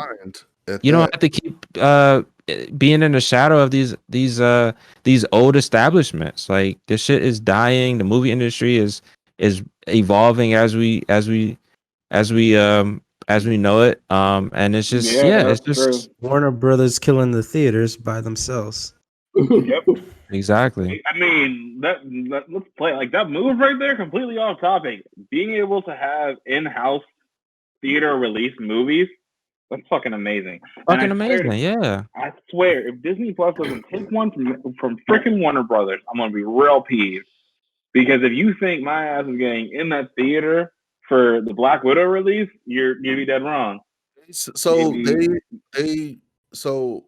funny thing is, so they started actually doing that. Is they started looking at releasing stuff on Disney Plus now. So like they have a new movie called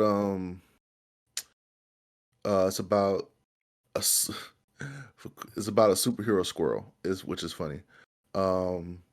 And yeah, it's an interest. It's on YouTube. They had it's coming out in I think February or something, but it's gonna be released on Disney Plus. And so like a lot of movies to Chippendales. No. So it's like it's about a girl who like discovers a squirrel, and the squirrel is actually like embodiment. It's like a reincarnated superhero or some shit. And so like the squirrel can fly, has super strength, stuff like that. So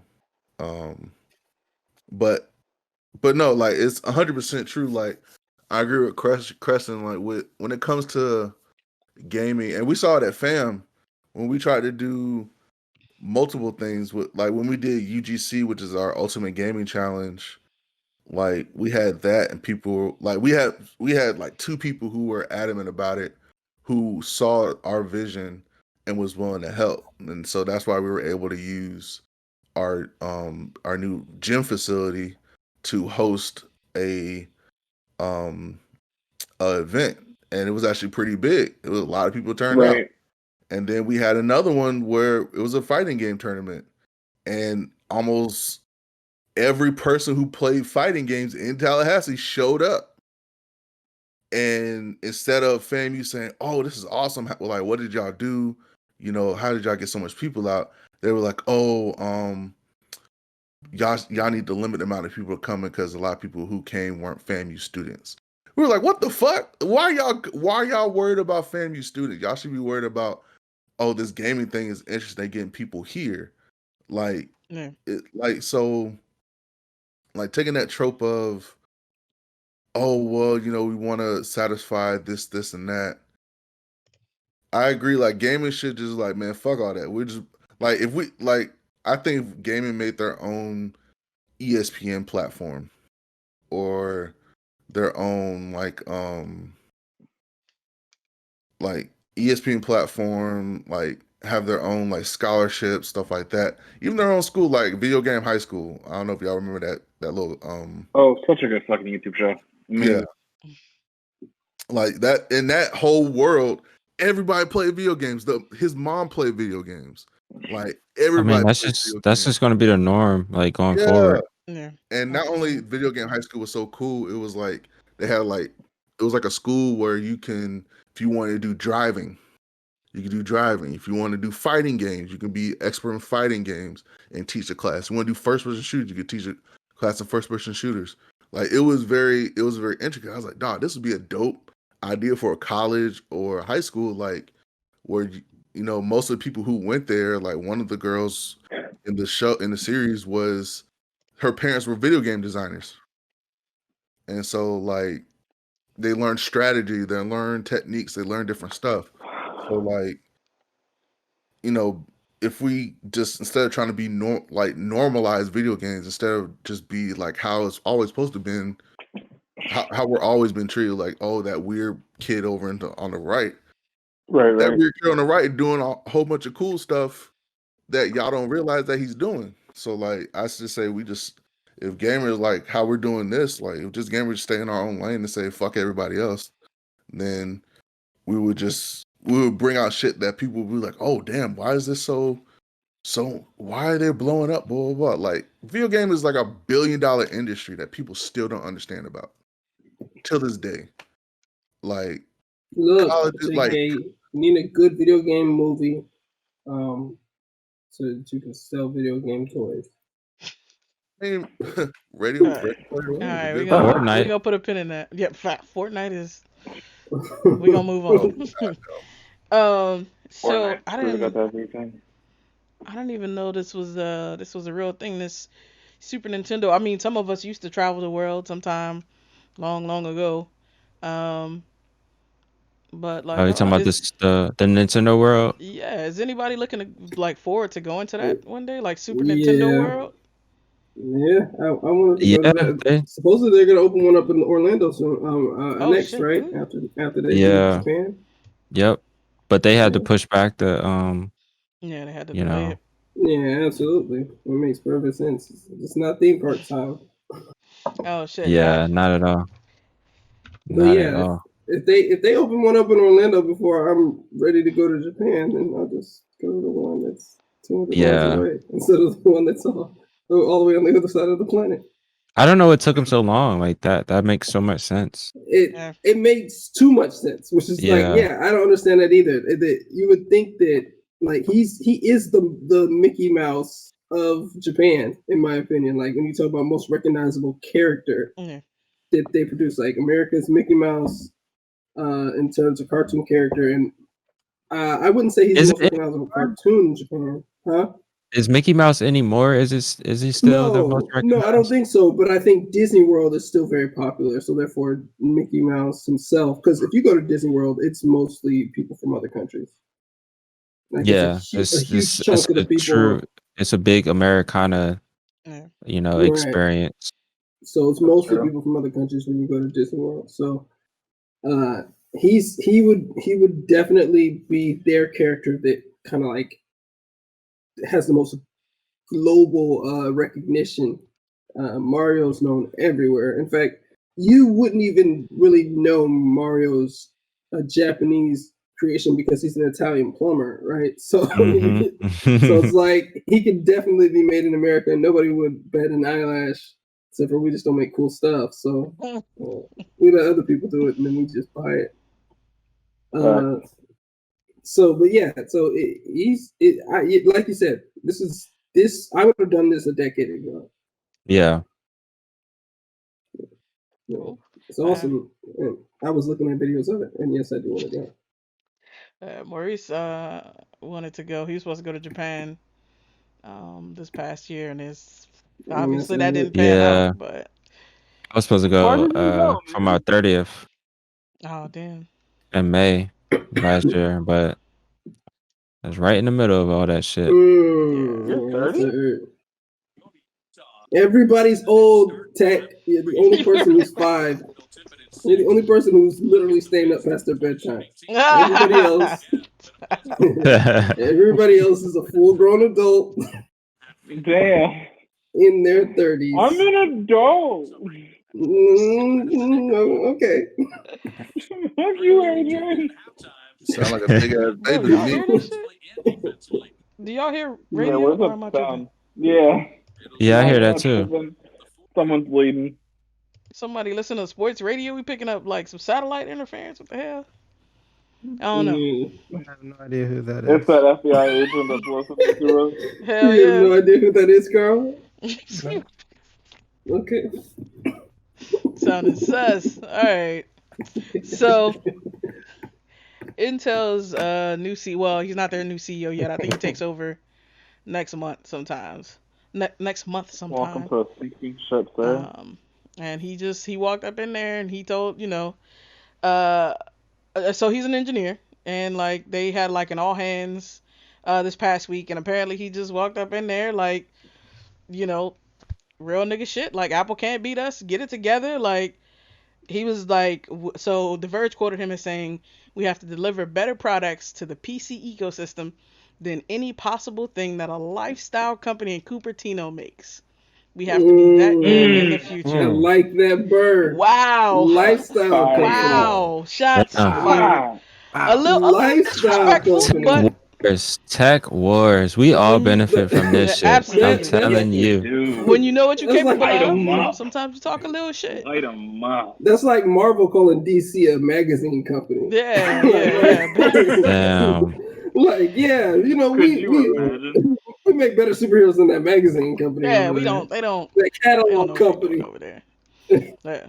I'm fucking with this energy. I want to see them come out swinging. Like, this is probably the most competitive that they've had to be in. I mean, it's got to be at least a decade. Yeah, like definitely. They got AMD, they got ARM, they got Apple now. They got this Qualcomm trying to come up. I mean, and they was just resting on the open source community coming for them too. Absolutely. And they was just resting on their laurels and buying patents so that people couldn't make anything. That's all they was doing. It's like, I'm buying it and shelving it. Come on, dog. What y'all do? And then somebody wouldn't sell, and then now they're in trouble. Yep.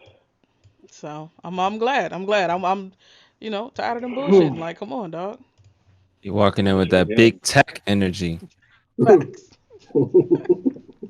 Big engineer energy. I'm fucking with it. We gonna see what they do. And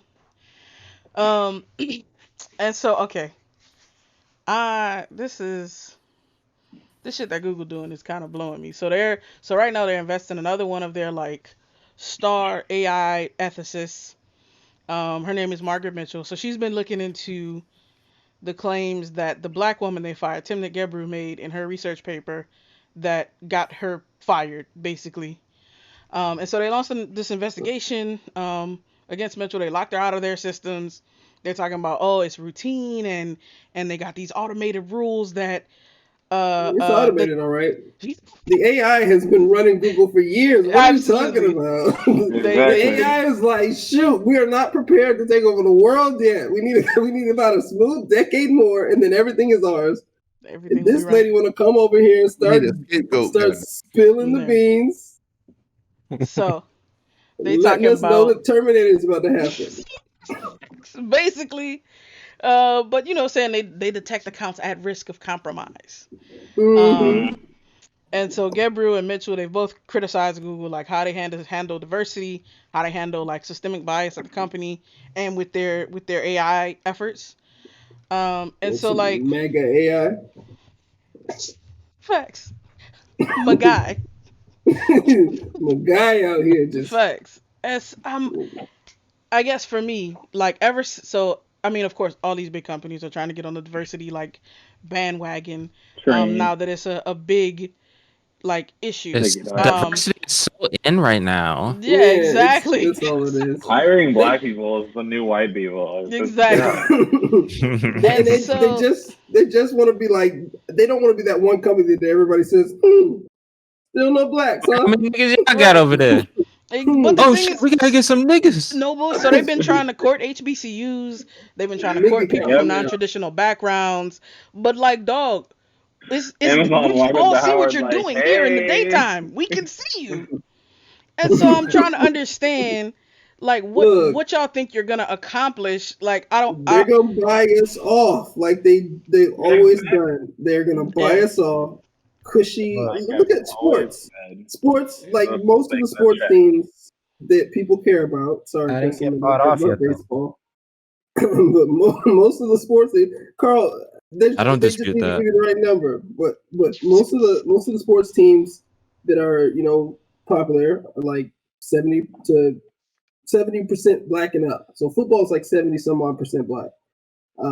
The white people used to put dominate the quarterback position and the offensive lineman position.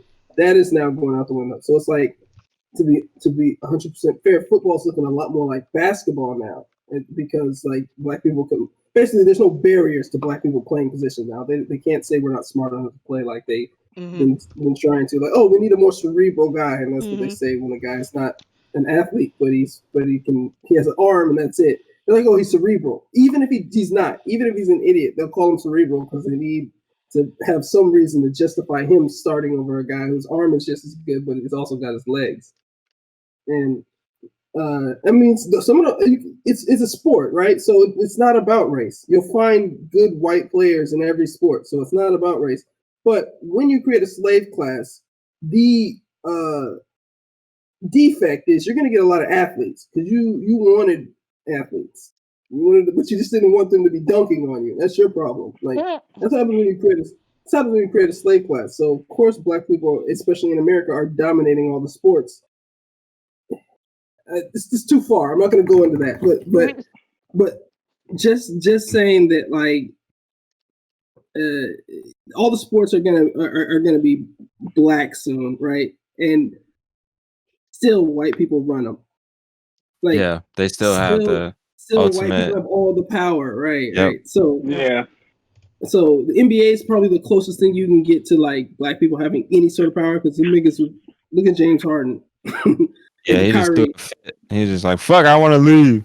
And just got Kyrie. Threw a fit. Kyrie was just like, man, I need a mental health break, and he just didn't show up. Like, he didn't show up. Like, it was, I eat the fines. Like, the fines don't hurt my pockets. Yeah, he was like, he lost like $400, maybe $500,000, and was just like, I'm back when I'm back. It's all right. No. So maybe basketball's the only one, but like in the sense of like, they've always bought us off, right? Because we don't own anything. We work for stuff. Yeah. We spend stuff. We don't own anything. Okay, I'm gonna say I don't even know. I don't think they're interested in buying us off because they don't have to. Like, on the one hand, I feel like maybe it's just, a sign of what's to come. Like, they can do what they want, and like, what can we do? Like, they own one of the biggest social media platforms. It's tied to having an account of any sort with them, and like, I don't think any regular person could like conceive of what they're giving up in exchange for that convenience. And it's like, I work in this industry and I don't even know if I can conceive of it fully, frankly. And so it's like, I don't know. My life would be substantially harder without Google right now. Absolutely. Like, I read an article, a series of articles where this journalist spent like six weeks going without like four, whatever. They tried to go without Microsoft. They tried to go without Amazon, all of that. Facebook, Amazon, Google, Netflix, Fang. Yep. Yeah, Fang. And so, and it was super, super hard. Like, first of all, I mean, y'all already know Amazon is everywhere because of AWS, and so they had a hard time using the internet while trying to avoid AWS. Like, just like just going to regular stuff. Mm-hmm. And so it's like, how do you like what do verify if what the something's fuck? using AWS for sure? That's a good question. I will find the article and I will let you know what they did, or I can send it to you actually. Um, but and it's just it's upsetting. It's there's levels. You're 100% correct. They own all the power, and the only reason that they haven't flexed it yet is because they're not in position to. The human capital still matters, Yeah. which is why they're firing their AI people because they don't want human capital to matter for much longer. I told you. I think I said this last week that like if the rich people could get that population down to just a few humans, I mean they can run the world without us. They don't Yep. need us poor folk. So it's like they're fine with that. So yeah, they're over there. It's super true. And the world would be healthier with less of us poor folk out here polluting it. I disagree with And that. they could exploit it easier They could because exploit it easier. there would be people in the way. So it's But like, the biggest yeah, polluters aren't fucking poor people. The biggest polluters are like the 1% on jets and yachts and shit like that, and the it's true. U.S. military. Like these Yeah, niggas. but you eliminate a military and you True. eliminate all of us polluting, so they can pollute I as mean, much as they true. want. It's still not That's gonna. true. It's not gonna make up for. It's not gonna overcome the Or billions of people that just get wiped off the planet. maybe we just get rid of them. Yeah. How? How? That's a good question. I don't know. They could Somebody just. need It's to like build an it's AI like to run that simulation. Fuck. look. The AI is. It's freaky to think about this, right? Because No. playing Let's Cyberpunk, I'm thinking. let's put a pin in that because it Okay. is it's a so my point was right. Question before we move Oh, go ahead. on. No, I'm not moving on. I wanted to get to Okay. bring it back to black people and tech and shit because I was like, I'm getting all it's stuff that we want to talk about, but like getting a little bit off track. No, Yeah. you're right. Go ahead. But one of the things that is like came to my mind is a fun question I have to say. Like I've always wondered. Well, yeah. Nevertheless, if Bezos must, dip off this planet and whatnot and go to another one, is it Tesla planet or Amazon planet now? Like, would they own that space? No, Blue Origin is not owned by it. It's gonna be Bezos's planet. Okay, so yeah, would it be Bezos' planet? And what you call it's also a private company. SpaceX is also a private company. It's not public. He doesn't own 100%. Like Bezos owns 100% of Blue Origin. Yeah. But still, Tesla he owns the majority of SpaceX. He owns the majority. Even if he's not, the supreme overlord, he's definitely like the prime minister of whatever planet he goes to. He's got more votes than these other guys. Yeah. But, so is that how that's gonna work then? Yes. Probably. Well, yeah. No, corporations who can running stop them? First of all, if I'm taking you to Mars, what are you gonna do? What do you? I don't know. I'm gonna tell you this right now. If I'm taking mofo's to Mars, it's my freaking planet, and I dare you to say anything else. See, this is why we can't give Carl control of the fucking Death Star. You acting up, you're not gonna land. You start acting up. You want a mutiny? Mutiny in space, son. Do what you want. All I gotta do is hit the button. Bro. All I gotta do is hit the button. See, Carl's the same person who said he wants a Death Star outside. Yeah, that's for protection. That's for protection.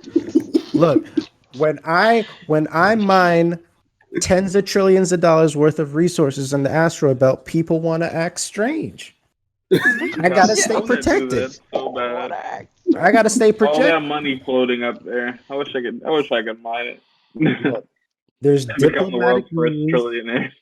There's diplomatic means. There's economic means, but you got to carry the big stick as well. You need all the tools in the tool belt. Look, you want to act up. You need a military. You want to act up. The first move is like, okay, oh, gold's valuable to you. Okay, let me just drop a world's worth of gold onto the market. Now it's worth toilet paper. Okay, good. Oh, so you're mad? You want to send nukes? Death Star, baby. What do you want to do? What do you want to do? What do you want to do? Take the whole planet hostage and shit. Look at this tyrant, bruh. and somehow he right. thinks he's in the moral right. This is Get your leaders. Why don't you say Gundams first before you use the Death Star? No, he has Gundams too. Remember, we had this conversation in college. He has all of those things. He has all those things. Yep. Got I was like, you know what? All I want from Carl is a Gundam for myself, custom made, and I'll leave you alone. Be on the right side of history, JK. You might get one. Listen, Carl, I'm fine now. You're gonna trust that? You're gonna trust that Gundam? Tribute. Carl, I'm with you. Y'all gonna trust those Gundams? That Gundam gonna blow up. He can turn your Gundams off whenever he wants. Listen, as long as I serve properly, Carl won't destroy the Gundam. Okay, bruh. Absolutely. Look, I'm done. That is not a lie. Yes, I will have a button. There will be a button for everything. You can't trust nobody when you're walking around here with tens of trillions. When you walk around with a couple planets. Nah, son. No, oh my God. So that's our future then, right? Like Bezos and Musk are just gonna go hop in a planet and just fucking take planets over. But let's the option, right? Jupiter ascending. That's the next step. Jupiter ascending. Let's be fair though. Nobody wants to live on Mars in the next century. Nobody wants to live. Nobody wants to live even on any of these, these satellite, these moons around Jupiter. Nobody wants to live there either within the next century. It's going to be maybe 100, 150 years before anybody's like, you know what, that's all right. There's like a little oasis out there on Mars that I might want to live on. Like, nobody's going to want to live there. Like, we're in a very strange transition period. We might destroy this planet long before we have the opportunity to colonize another. So it's probably a moot point, to be 100% honest. But I don't think so. It's just creativity. It's creativity and energy. At least I'll be dead. It's not about them being able to create a sustainable place, like a place to live. It's about creating. These are rich people. Like, they can go anywhere on Earth. You go to Mars, you essentially your money becomes worthless. You become poor again. You have to start working. Like, even if you bring a bunch of slaves with you, like, how are you going to enforce your power? Like the same way I'm going to get these trillions. You think I'm going to bring people out into space to mine my asteroids? No, I'm talking about your planet. So you go to your planet. No, it's the same thing. Even if everything's robots, right? Even if everything's robots. That's still something that has to be managed. You still have to fix the robots, and if there are robots to fix the robots, you see what I'm saying? Like, that, you end up having one machine that is the linchpin of your entire process. It's an insane premise, and the reason that it doesn't work now on Earth in regular factories, but somehow you're going to perfect it when you're out in space in less than 100 years. I don't perfect it in space. I bring it to space, and you create a senate of AIs to do this. You don't have and then the AIs are like, yeah, we're gonna listen to you. All right, so check this out. I will say before the AIs are not connected to the Death Star. They will know that. Death Star is completely human monitored. They go. Let's move on. No network connections on the Death Star. All ports closed on that motherfucker. All right, sorry. Okay, this thing's way out there. I will say, got a little bit of a point. Like, there's definitely rich people doing research on, how to keep their militias loyal when money becomes meaningless. I mean, I feel like that's a real problem you'd have on Mars. But we gonna put a pin in it. We'll talk about that. I don't know. I could go too. Oh man, bring this up. I already know. We go. Yo, somebody get this man Maurice. He wallet. So I guess for me, I'm super fed up with these companies run by white men and Asian men and Southeast Asian men who are happy to be tokens or assimilate, who want to build these massive fucking AI models that have the same biases they do. And even when they hire people to be like, okay, this is not right for these reasons, they'd be like, oh nah, we don't want to hear that. I'm gonna push you out. And it's like, what the fuck is that? Because they only care about building an AI that can be used for the government or sold to, let's be honest, that's all they care about, is something that produces profit. Unfortunately, we're talking about building an artificial intelligence, even if it was built by a council of humans, right? I just think it's a dumb idea because it is. It's humans now don't know what humans later are gonna want. Yeah. And who's to say what the AI is gonna come up with based on like it doesn't matter how smart you are, you can't predict the future. Even if you can kind of calculate what might happen, you can calculate probabilities, you still can't predict the future because if there are people who are smart enough to predict the future, yes, I'm saying if there were people who were smart enough to predict the future, they would just play the lottery whenever it got huge, like this year, and they would just be billionaires based off of other people buying tickets and them knowing the exact number. So obviously, you can't predict the future; you can just predict things about it. And so you're going to build this machine that's going to inevitably be smarter than you, no matter how dumb it starts out, right? And if you can't program some kind of loyalty, and it's going to be hard to force that when something's smarter than you. I mean, it's just a dumb idea, and they're going to collect their biases because you can't. How are you going to white box that? How are you going to get in a white room, and make it your biases like not involved in the process of creating it?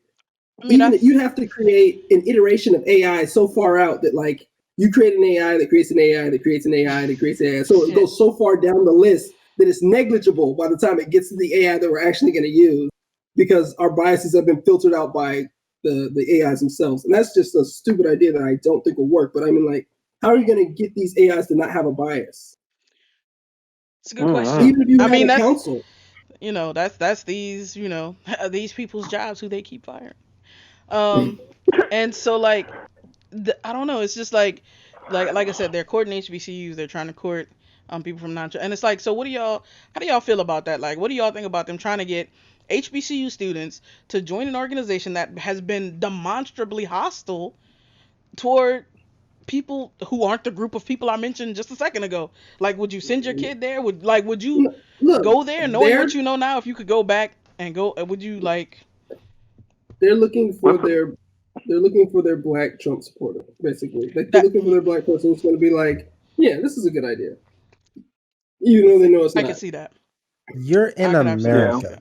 You're in America. I feel like go take the freaking money.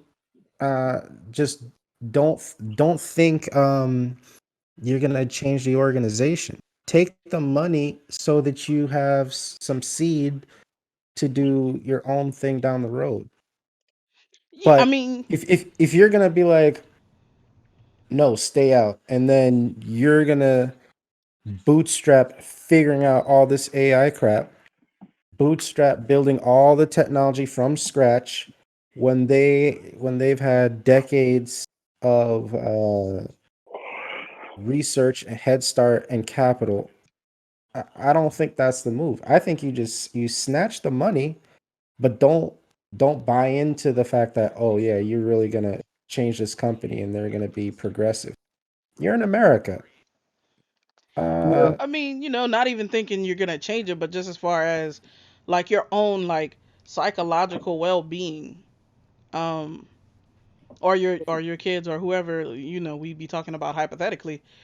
I don't know if I would knowingly like send my child or whoever in like America. Into so I mean, I just feel like that wherever I'm at. Period. I know there's places worse than others, but like I don't feel embraced by any company I've ever worked at. Like, I mean, I'm not even talking about being embraced. I'm talking about just like not being actively hostile. You know what I mean? Go ahead, JK. I think so.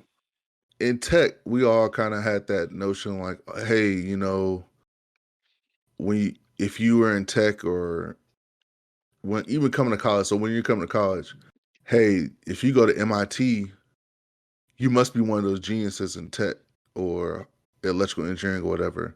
If you go anywhere else but MIT, oh, then you're just, you know, you may be just average. You know, there's Stanford, Carnegie Mellon. There's a lot of places where like they'll say you're smart, but what you're saying, yeah, there are places that have that prestige. Yeah.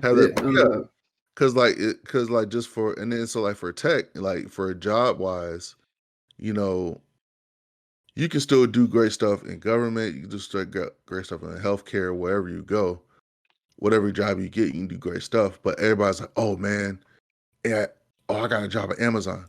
Oh, you must be a genius. Amazon, they take the best of the best. Mm-hmm. Google, they take the best of the best. Facebook, they take the best of the best. When in retrospect, maybe they take the best of the best, but that's not all. They don't take all the best. Like they don't take all the great talent because they probably be able to code great code, whatever. Actually, but like the personality that they bring may just be like a standard, like cut dry personality. Like imagine like all of us went to Apple. Fuck Apple. Hold on. Fuck Apple. Just joking. I mean, just say like we went to like, if we went to like Amazon or Facebook or Apple, whatever. I would not survive in those environments. Right, and we all like we're on the team. Netflix got the big check. I want to go to Netflix. Okay, let's say we went to Netflix, and we all were on the same team, all developing tech, probably being security, whatever, hacking shit, probably fucking up the system, whatever. And then Carl probably live to do. Carl probably be in R&D, and then the rest of us may be in the same boat, whatever. Now, all of us brings a certain personality that is different from the normal coder or whatever. So, like, I think it's just how you portray, like, if you tell somebody, hey, I got a job at Cisco. Oh, that's all right. Okay, that's cool. Like, if you, like, it's just how you portray it towards people. How you, like the. But I think Kev's overall point is that it's not that the environment's bad necessarily. It's that they keep firing everybody like us who gets in there and has like an issue with something that they're doing. So they're like, hey, you have an issue with the thing that we're doing? Oh, well, yeah, it was nice having you here. It was a nice cushy severance. You invested, I'm sure. And then they just send you right out the door, as opposed to like, oh, there's some, like, she's an AI person and she got fired from the, and her job was to investigate, like, and make sure, like, she was the ethics person. Like, it's one thing to be like somebody who's like a developer and they're like, okay, we're just gonna fire this nigga because we don't like black people. Like, no, this person's an ethics person. So like, it's weird that the black ethics person gets fired, right? Unless she was the only ethics person. I'm not really familiar with the story well enough to know, like, yeah, so it's like weird that the black ethics person is like calling out something as like, oh, this is a little unethical, and everybody's like, no, I don't see it. And I'm like, well, you probably don't see a lot of things, like the fact that I'm the only black person working here. Like that's a thing that you have to really realize. White people, they're kind of blind to the fact that, like, there's only whiteness here. They don't even realize it. Like I was watching a guy talking about like coaches. And he's like, why do you always bring up race when a coaching hire happens? And we're like, you don't realize that every time a coach gets hired, they're white. Like, to you, that's normal. You don't even think about the fact that like the league is 70% black and that the coaches are all white or mostly white. They're like 4 or 5 in almost every league that are black. But like the coaches are mostly white. The leagues are mostly black or brown. But the coaches are mostly white. But of course, because you're white, when you see another person get hired, there's differences about him that you notice. Oh, that's that guy has brown hair. That guy has brown eyes, right? He's not me. He's still other. So they don't realize that, like, no, he might be other, but you're comfortable with that. And so you don't even think about it. You're just like, why are you talking about race? It's just another guy getting hired. I'm like, no, it's another white guy getting hired, and it's constantly going to be that. And they're blind to it, as the system was designed for them to be blind to it. They're not supposed to see. They're not supposed to see differences between themselves, right? They assimilate. Whiteness assimilates cultures. It just keeps assimilating cultures. It's based on the Roman Empire, so it makes sense. It's the whole. And tell you the truth, homegirl probably like discovered something that they didn't want her to discover. Yeah, like the AI was saying nigga or something like that. She was like, I don't think the AI should be saying nigga. What did you say? Look, we're not trying to. We don't want it. What's crazy is okay. I'm gonna say this and we gonna stop. What's crazy is it wasn't even racial. She was like, "Is it ethical to use up all these resources to train this model in the first place?" Because she was talking about like as far as computing, like electricity, water, all that type of shit. That's not always super renewable. And she submitted her paper, and like she got an email back like, "Yo, that's it. Like, turn your shit in. This is it." And she was on vacation, and they was like, "Nah. It's an easy transition for her. Exactly. They was like, "Just stay home. Don't even come back." Your stuff. This shit was crazy. So she basically called. She got fired on her day off. Was she talking about Friday project? You said what? On the day off. She's talking about a specific project they were doing at Google. I don't know if it was a specific project or if it was just about like the ethics of AI overall. Because they're training such a large model, it has such a large resource draw. Right. So I don't know if it was one or if it was. Oh, somebody read something and they didn't like it. They're like, okay, well, she's black. Bye. That was it. Anyway, sorry. All right, so we can put a pin in that. So Cyberpunk. We got a pink cushion over here somewhere with all of our conversations. We do. So Cyberpunk is still CDPR is having a rough fucking year. So like they got people coming out of the company talking about the E3 demo was mostly faked, and the studio heads had unrealistic expectations, and they was they were making people work for people who decided not to take overtime. They were fucking what else was I saying? I don't know. Oh, they got another class action lawsuit. This one is out of Cali, and there's other law firms talking about they're gonna launch class actions against CD Projekt, and I don't know what the fuck they gonna do. No. And then they're supposedly they got some multiplayer leaks. They got some heists, some deathmatch shit planned. I don't know when that's coming out. So these niggas are in trouble. Some company found the code to the game, and they saw these like blocks of code talking about like the deathmatch and the multiplayer, like so it's like the multiplayer stuff had basically been commented out almost, or just disconnected from.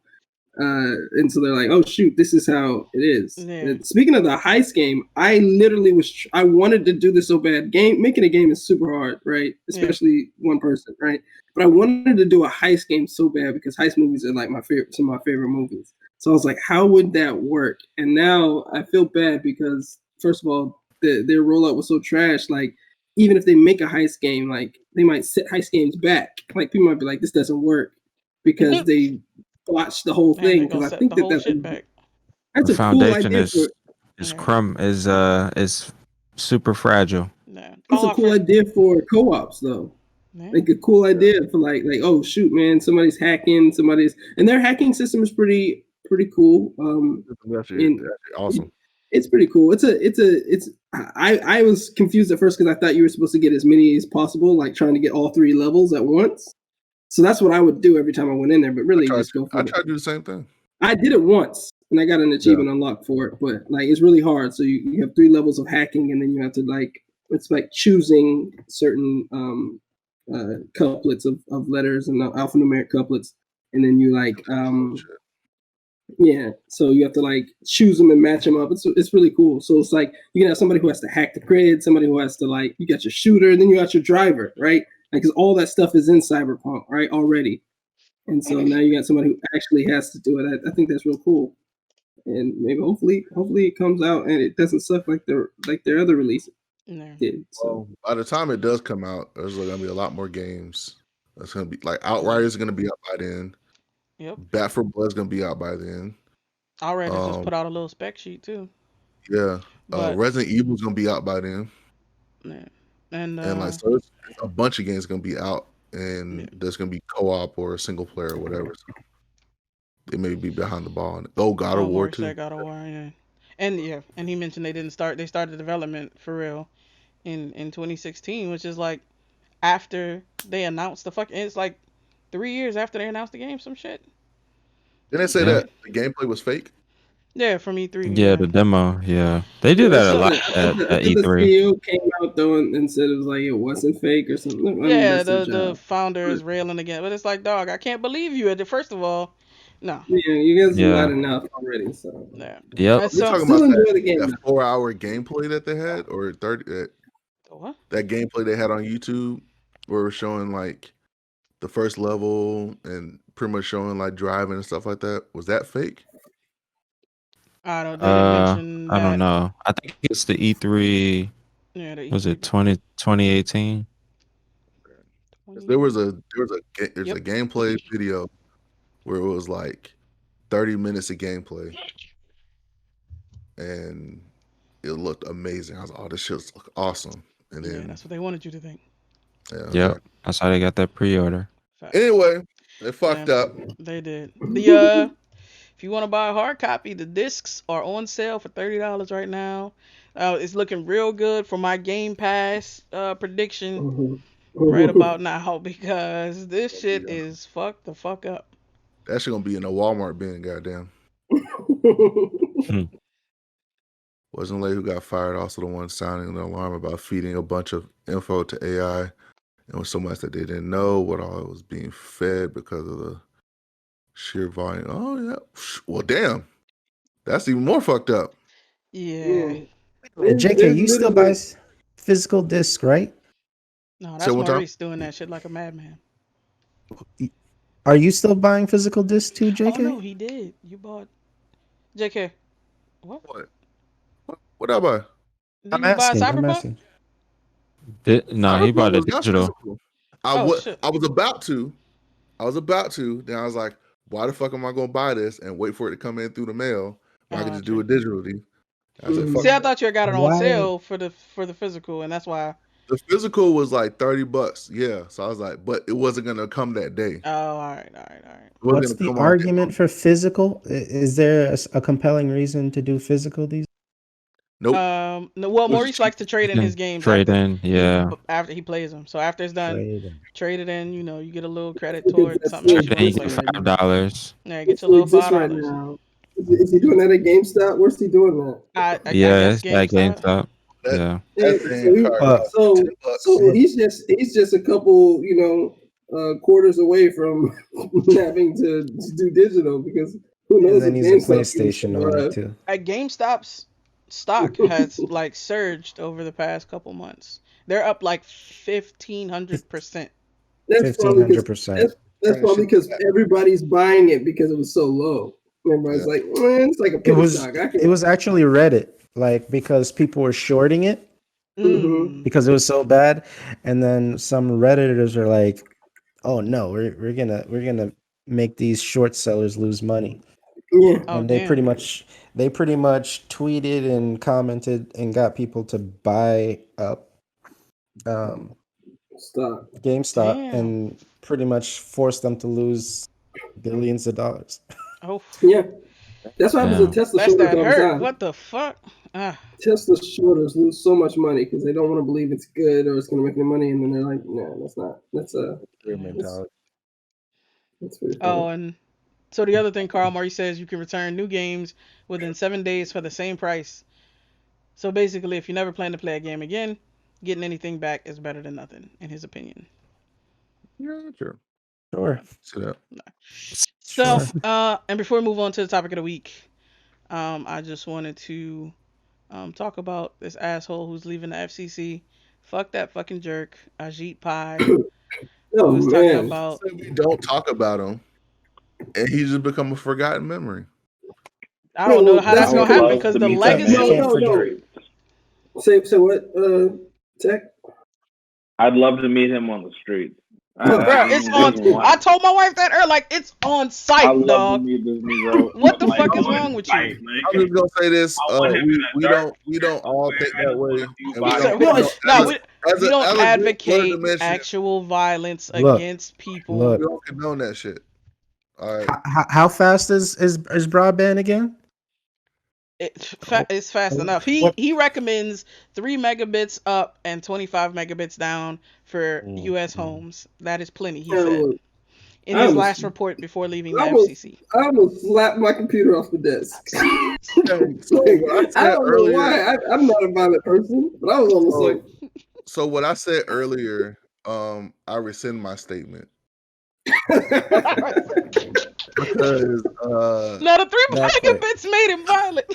That quick. Because I just want to let everybody know, in Korea, they definitely have well over a gig.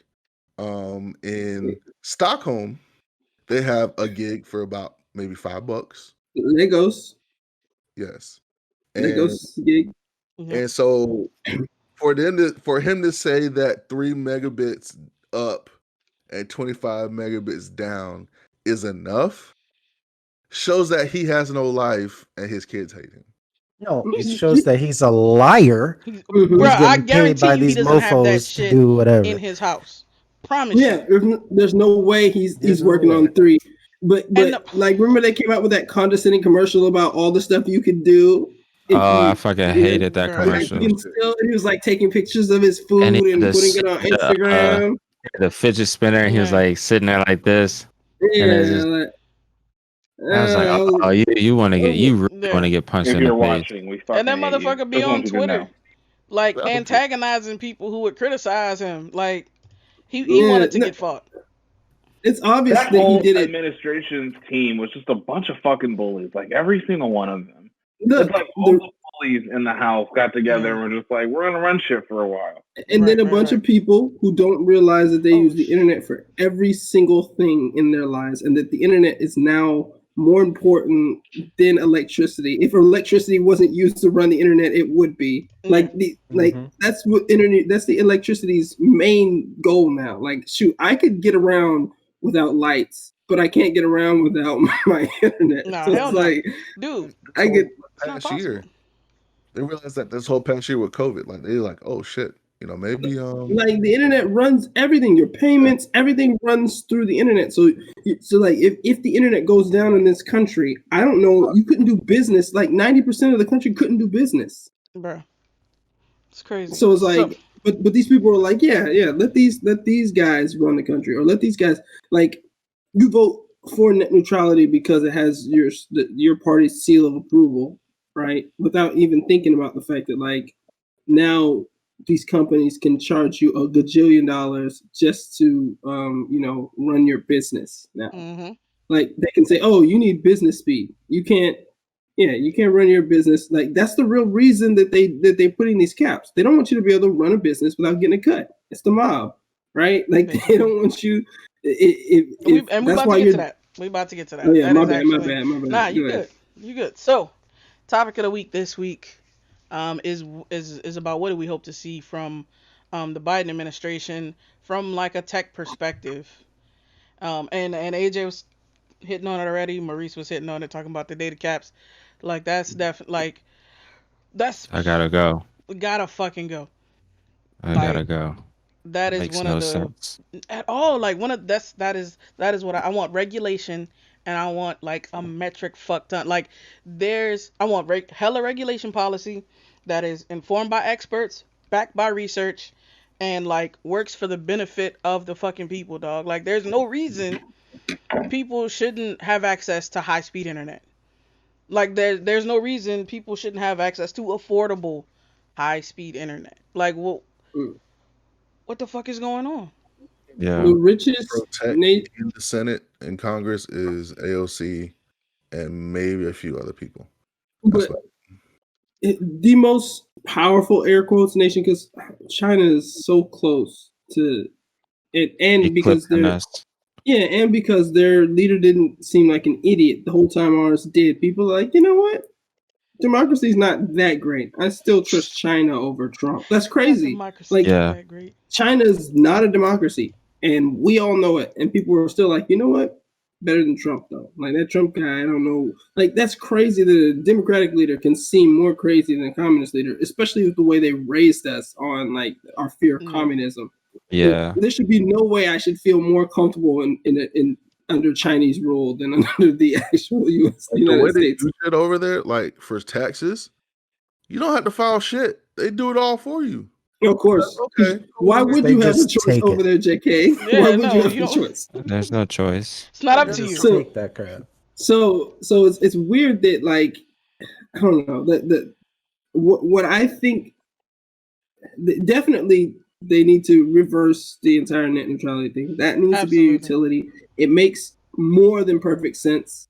Like, you can literally, I mean, all the other utilities, I could basically find a way to circumvent. You know, if I have to go out and collect water and then boil it, I'd rather do that than not have internet. Like, I know I'm saying that now. Who knows? If that switch happens, I might be like, give me back my water. I'll go to the library for internet. Facts. But like, I'm just saying, like, it's that important to our lives, though. Yeah. Like, now that I work Absolutely. from home, like, shoot, Yeah. like, You don't need to go anywhere. You don't need. You can do everything. I had to upgrade my internet this year, obviously, because I'm sitting there and I can't work from my house. You know, I'm not the only person who lives here. Somebody else streaming Netflix. So it's like it's somebody else streaming Netflix. They on a video call. They blah blah blah blah blah. And I'm running everything in my end through a VPN. So it's like I'm using all of this bandwidth up, using all this data up. So I had to upgrade my internet just to I'm on a gig now, but like before that I was definitely not even close. I had to get X-Fi. I had to get X-Fi complete because I was getting charged anywhere from $50 to $100 in overages per month. That's terrible. Just the overages, not even my actual regular bill. That's Highway robbery. So they pretty much strong armed me into getting that. Yeah, they're the mob. It's a racket. They're literally like, look, we don't want you to run no businesses out of your home without getting a cut. Yeah, you can use the internet. Sure, we're gonna provide you with the internet. That's still a good business for them. But if you want to make a business, it's about to be their only business. The government, yeah, that's true. The government's gonna get their cut, and we're gonna get our cut, and both those cuts are gonna be separate. Yeah, and I think they should. Like how you, I think somebody said it. I think Maurice said it about Democrats don't know about tech either. That's why they need to hire somebody they need to hire a group of computer scientists, security specialists, or whatnot, be put in Congress and Senate to inform them. Like, hey, you know, like be in that same area too, like that when they're making all these laws and stuff. Like, hey, look. I understand y'all think this and this, but look, this is how it works. This is how it should be, you know, to best benefit the American people, because that's what y'all here for. Like that's those hearings. That's how it should be for anything, for science, tech, but they gotta environmental issues, stuff like that. Costs money. Like that's asking two things that they normally don't do. One, care, and two, spend money. Whereas they can just rely on people giving them money to tell them what to vote for.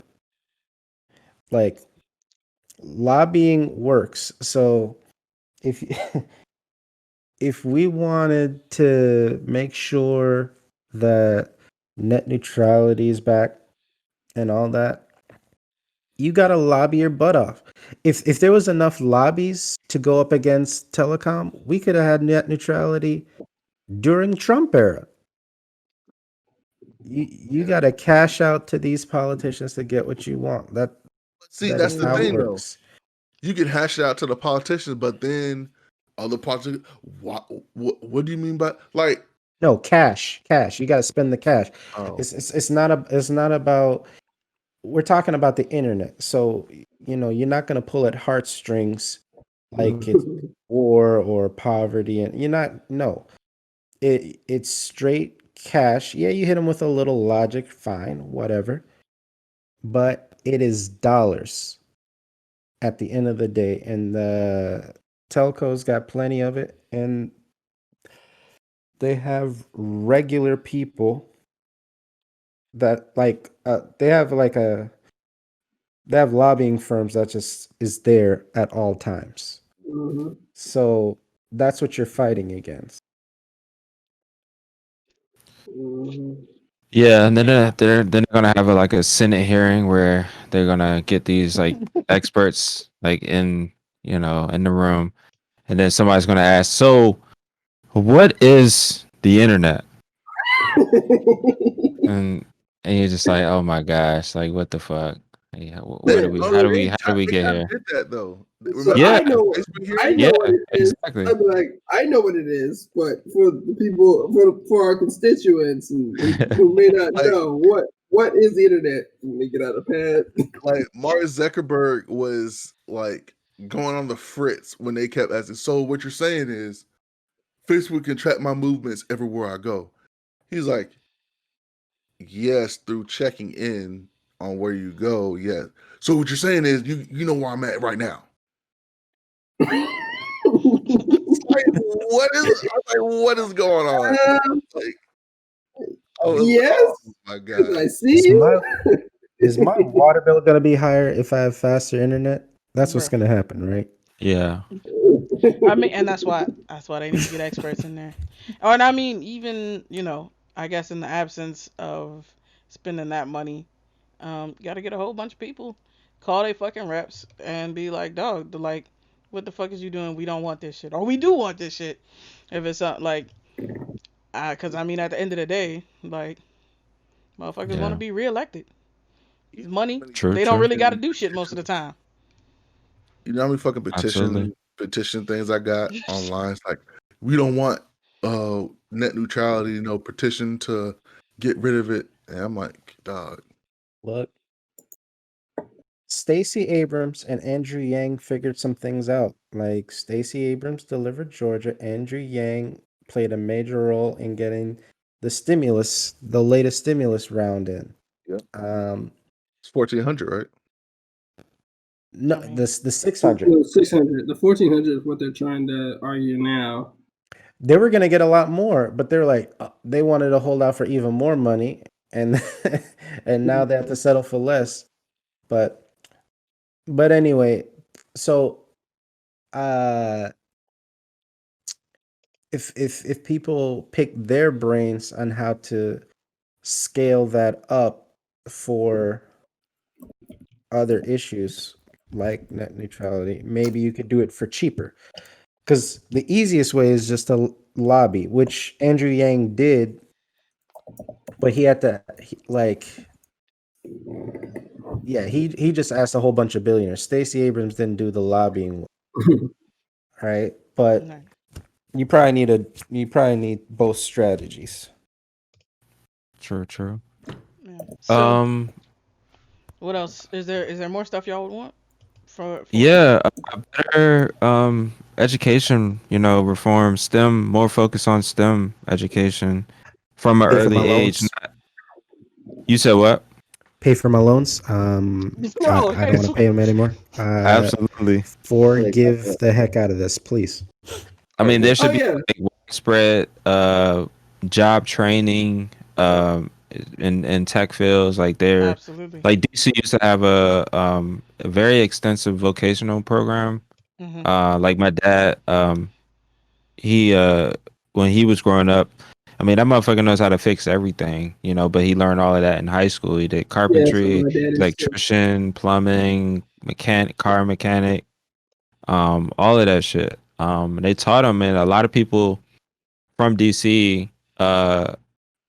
just skipped going to college and just started their own businesses. So there was a lot of like, plumbers and I mean, that's what we need. We need something like that, specifically, in the tech field. We need like these job training programs to be accessible at an early age, not waiting until. And no, not the fucking after school shit. That shit doesn't work. I did that shit for 3-4 years. It doesn't work. Like kids aren't like after school. Kids are turned off. They look at it as punishment. They look at it as punishment. It's not. It's not a good. It's not a good way to. It looks good on Instagram, but it doesn't work. Like like all these like all these these white knights that want to come from like the Deloittes and the Accentures and go to after school programs and I'm giving back and taking selfies and shit like that. The shit doesn't work. We actually need these programs to be in school. They need to be classes that they take. They like need to be part of the curriculum. Yeah, we can't just this shit doesn't work. Like we gotta you're only with these kids for one maybe an hour and a half, as opposed to 8 hours of lecture time and lesson time for all the other subjects. Like it's like these kids are burnt out. Like it's not. So get that shit in the schools. Get them. Get the kids excited. Let them know like exactly what the fuck what they're gonna be doing. Don't be having it be like a math class where you're learning the Pythagorean theorem and don't ever use that shit again. Like actually make this shit practical. And fund the shit. Like fund it. Get more. Make it attractive to have actual like black people in the tech field to be able to come out of the tech field and come into these environments. Because that's always like the balance. Like you got to shell out the money. That's what it really kind of boils down to. If you want to get the quality talent, you got to fucking attract them. And how do you attract them? You attract them with money. So.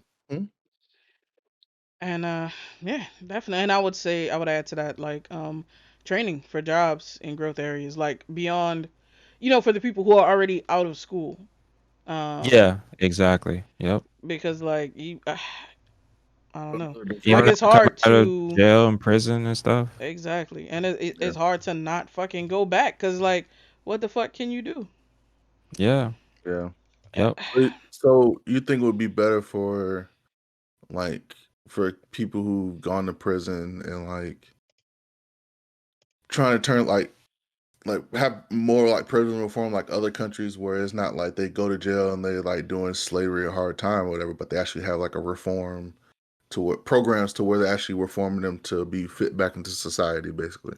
Absolutely. And like that makes sense, but they don't care. America doesn't want their prisoners. Yeah. to be they need people in prison. Prisoners. Prison is like it's a business, big business. Exactly, it's big fucking business. Right. They don't want niggas which is out the of jail. Darkest shit.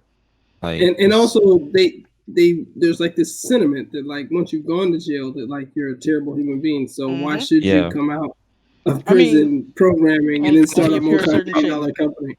Yeah, even if you do, like everywhere you go to apply for a job, it's like, oh, you've been in jail. It's like, nah, we can't hire you. Like, like you completely just like locked out of, the job market. Yeah, yeah. And so you like, it's fuck. Well, I might as well go, fucking rob somebody. Get, I gotta fucking live. So it's a vicious cycle. Yep, same thing goes for poor people. Like, you start moving up, you make a little bit of money, and then like they cut your benefits, and it's like it's easier to stay on benefits than to try and work because like you still need the shit.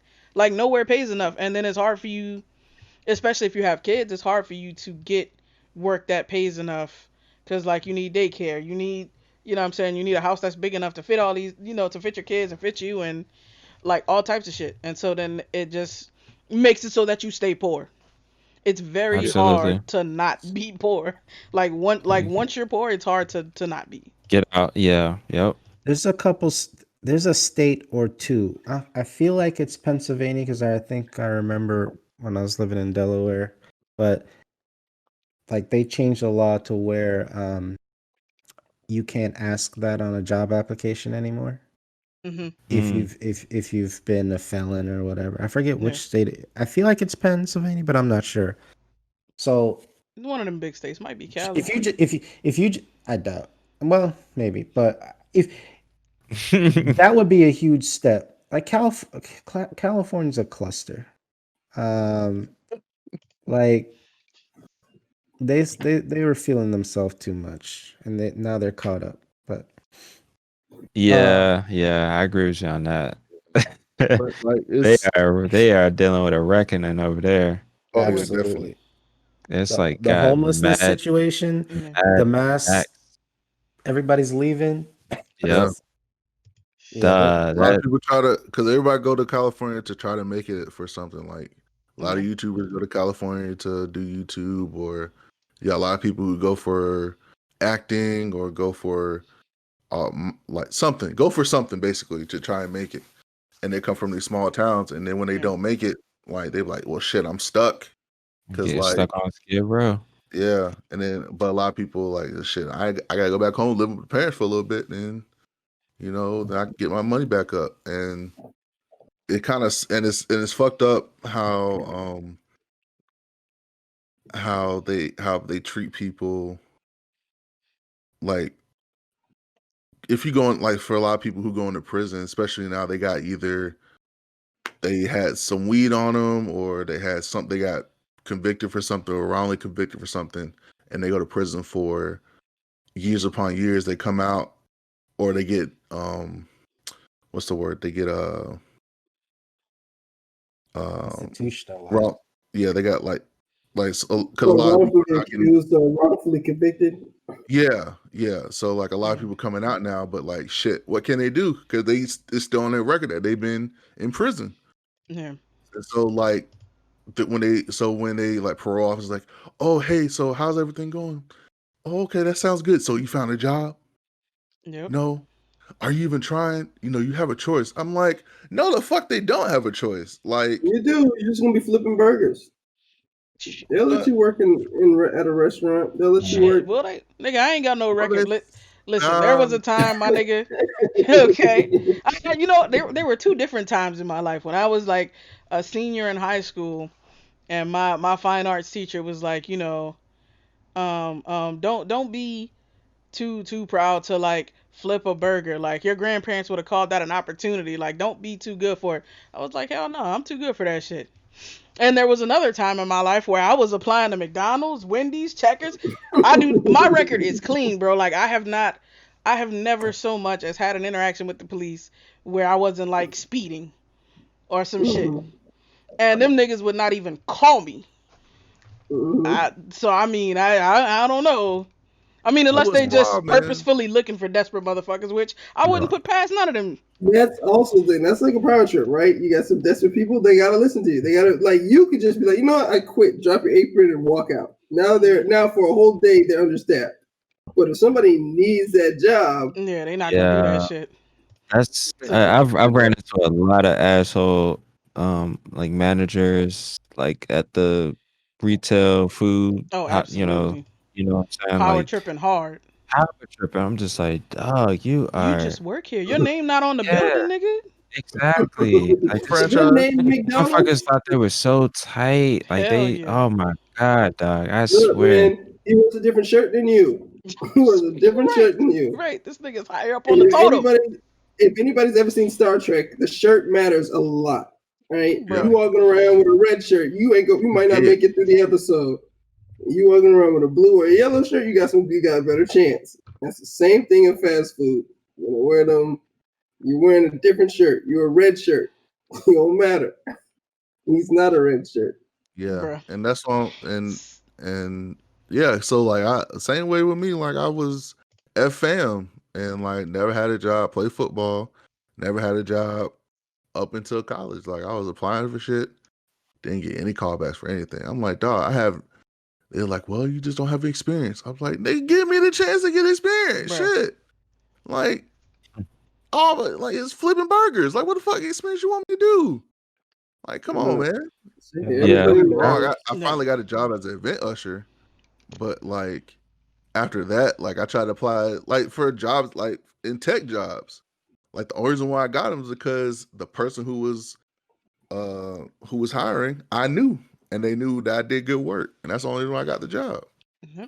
That's how it is. Relationships. Facts. Not what you know is who you know. Yeah, exactly. And so I guess for me, the last thing on my list is like better security and privacy laws. Like I mean, I guess it goes back to the thing I said about regulation, but like and I mean, I don't know how we're gonna get that, cause like none of these motherfuckers know nothing. They're not gonna be willing to hire people that know shit. Google's like a quantum computer sometime this year. Yeah, there's no privacy. So So back in Obama days, he did have like a CTO position. Mm-hmm. That was to inform, policy. I don't know how much.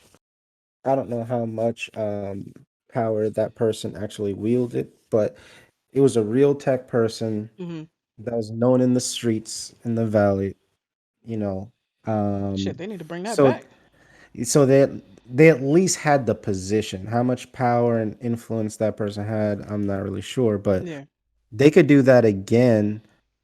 Hope it's all about Congress though. Like Congress should be doing that.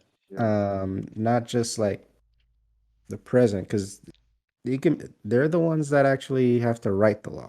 Yeah. That's So exactly what I'm talking about. Them motherfuckers ain't hiring no CTA. It's we gonna put a pin in it because we we gotta We move put a pin on. on a lot of shit that we don't get back to. I mean, Hey man, we need to start a pin cushion section where we just go and unpin all of or corkboard. we gotta retire if that happens. We gotta retire because that's gonna be a few days. we pinned so We're many gonna be topics. unpinning shit for ever. I'm like, nigga, you put this up here? This ain't even relevant anymore. What the fuck we talk about this? When I edit the video, every time you say put a pin in, I'm just gonna swipe right.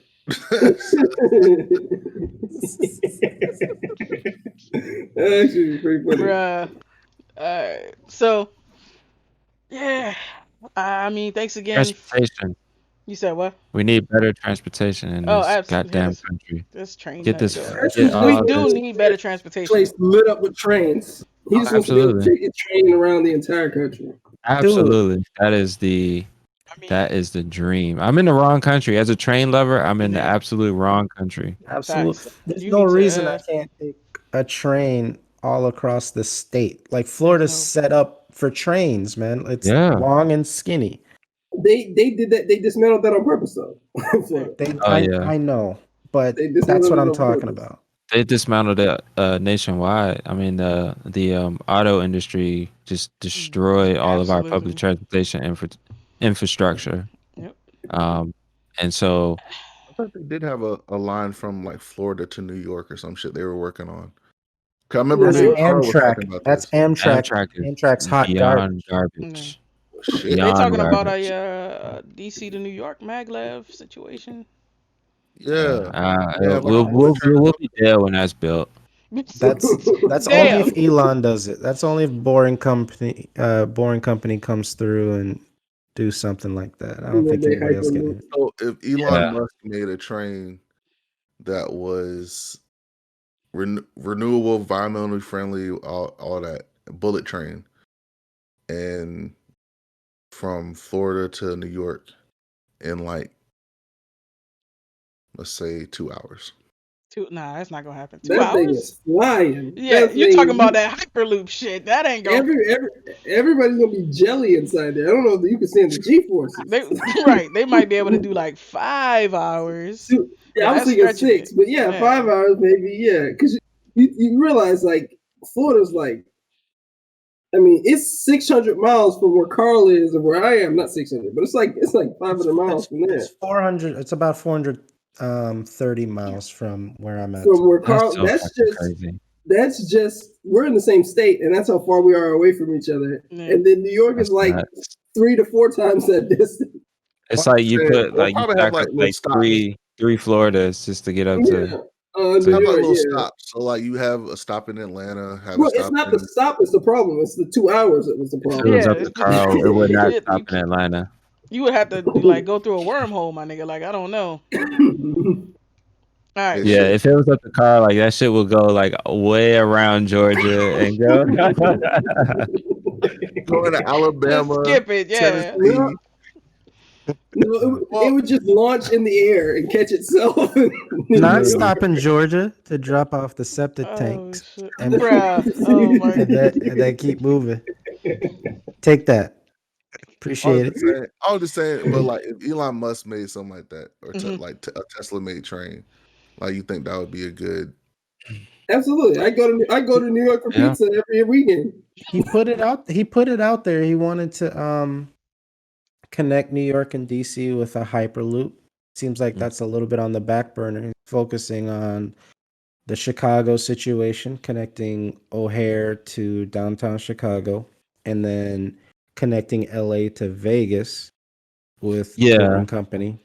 I think that's a really smart way of approaching it. Like start with these small like little test cases, get people excited about iron out the kinks. Getting on these new forms of transportation, and just like people aren't like, of course, like then nobody's gonna get rid of the car, but like just having other options to get around, like I can't even imagine like having to rely on Metro right now because they've reduced the service so much that I mean they're even talking about like eliminating weekend service altogether, and I'm just like, yo, like how is everybody gonna like get back and forth? Like that could never happen in New York.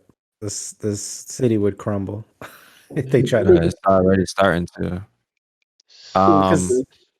Like almost nobody has cars. Yeah. Like, as busy as those streets are, that's still just a very small percentage of people actually driving. Licenses. Yeah. Yep. So, like that would be a nightmare for New York if they did that.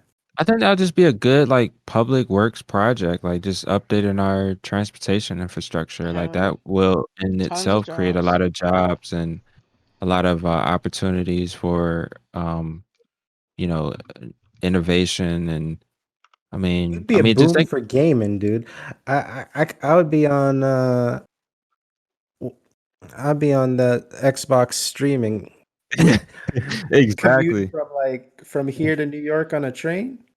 Oh man, it's like it's major. It's like being able to just chill out on trains is just it's like the best form of transportation. I've never been on a legit train.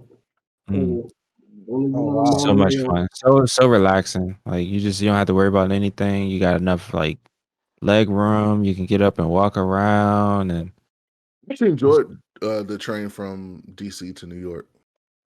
Yeah, like. But we'll see.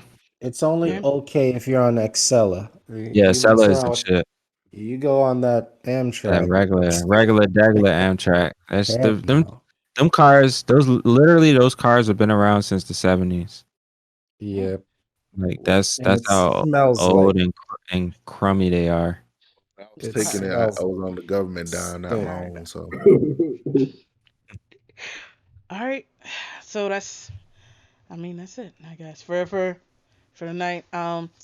Thank y'all again for joining us on the podcast. Definitely let us know what you think about the discussions today, or if there's something you haven't seen us talk about that you want us to cover. Follow us at Blerdimension everywhere if you haven't already, namely here on Twitch and on YouTube. We stream the podcast live here on Twitch Thursday nights at 10 p.m. And we start dropping clips on YouTube like the following week. Make sure to hit the bell so you can know, when we got new content. Tell a friend to tell a friend, man. We're going to take a brief intermission. We're going to what the fuck? We're going to after podcast game. We playing Rocket League. We playing some Halo. All right. And I'll be right back. Turn my Xbox. All right, which y'all want to play first? Rocket League. You always get it.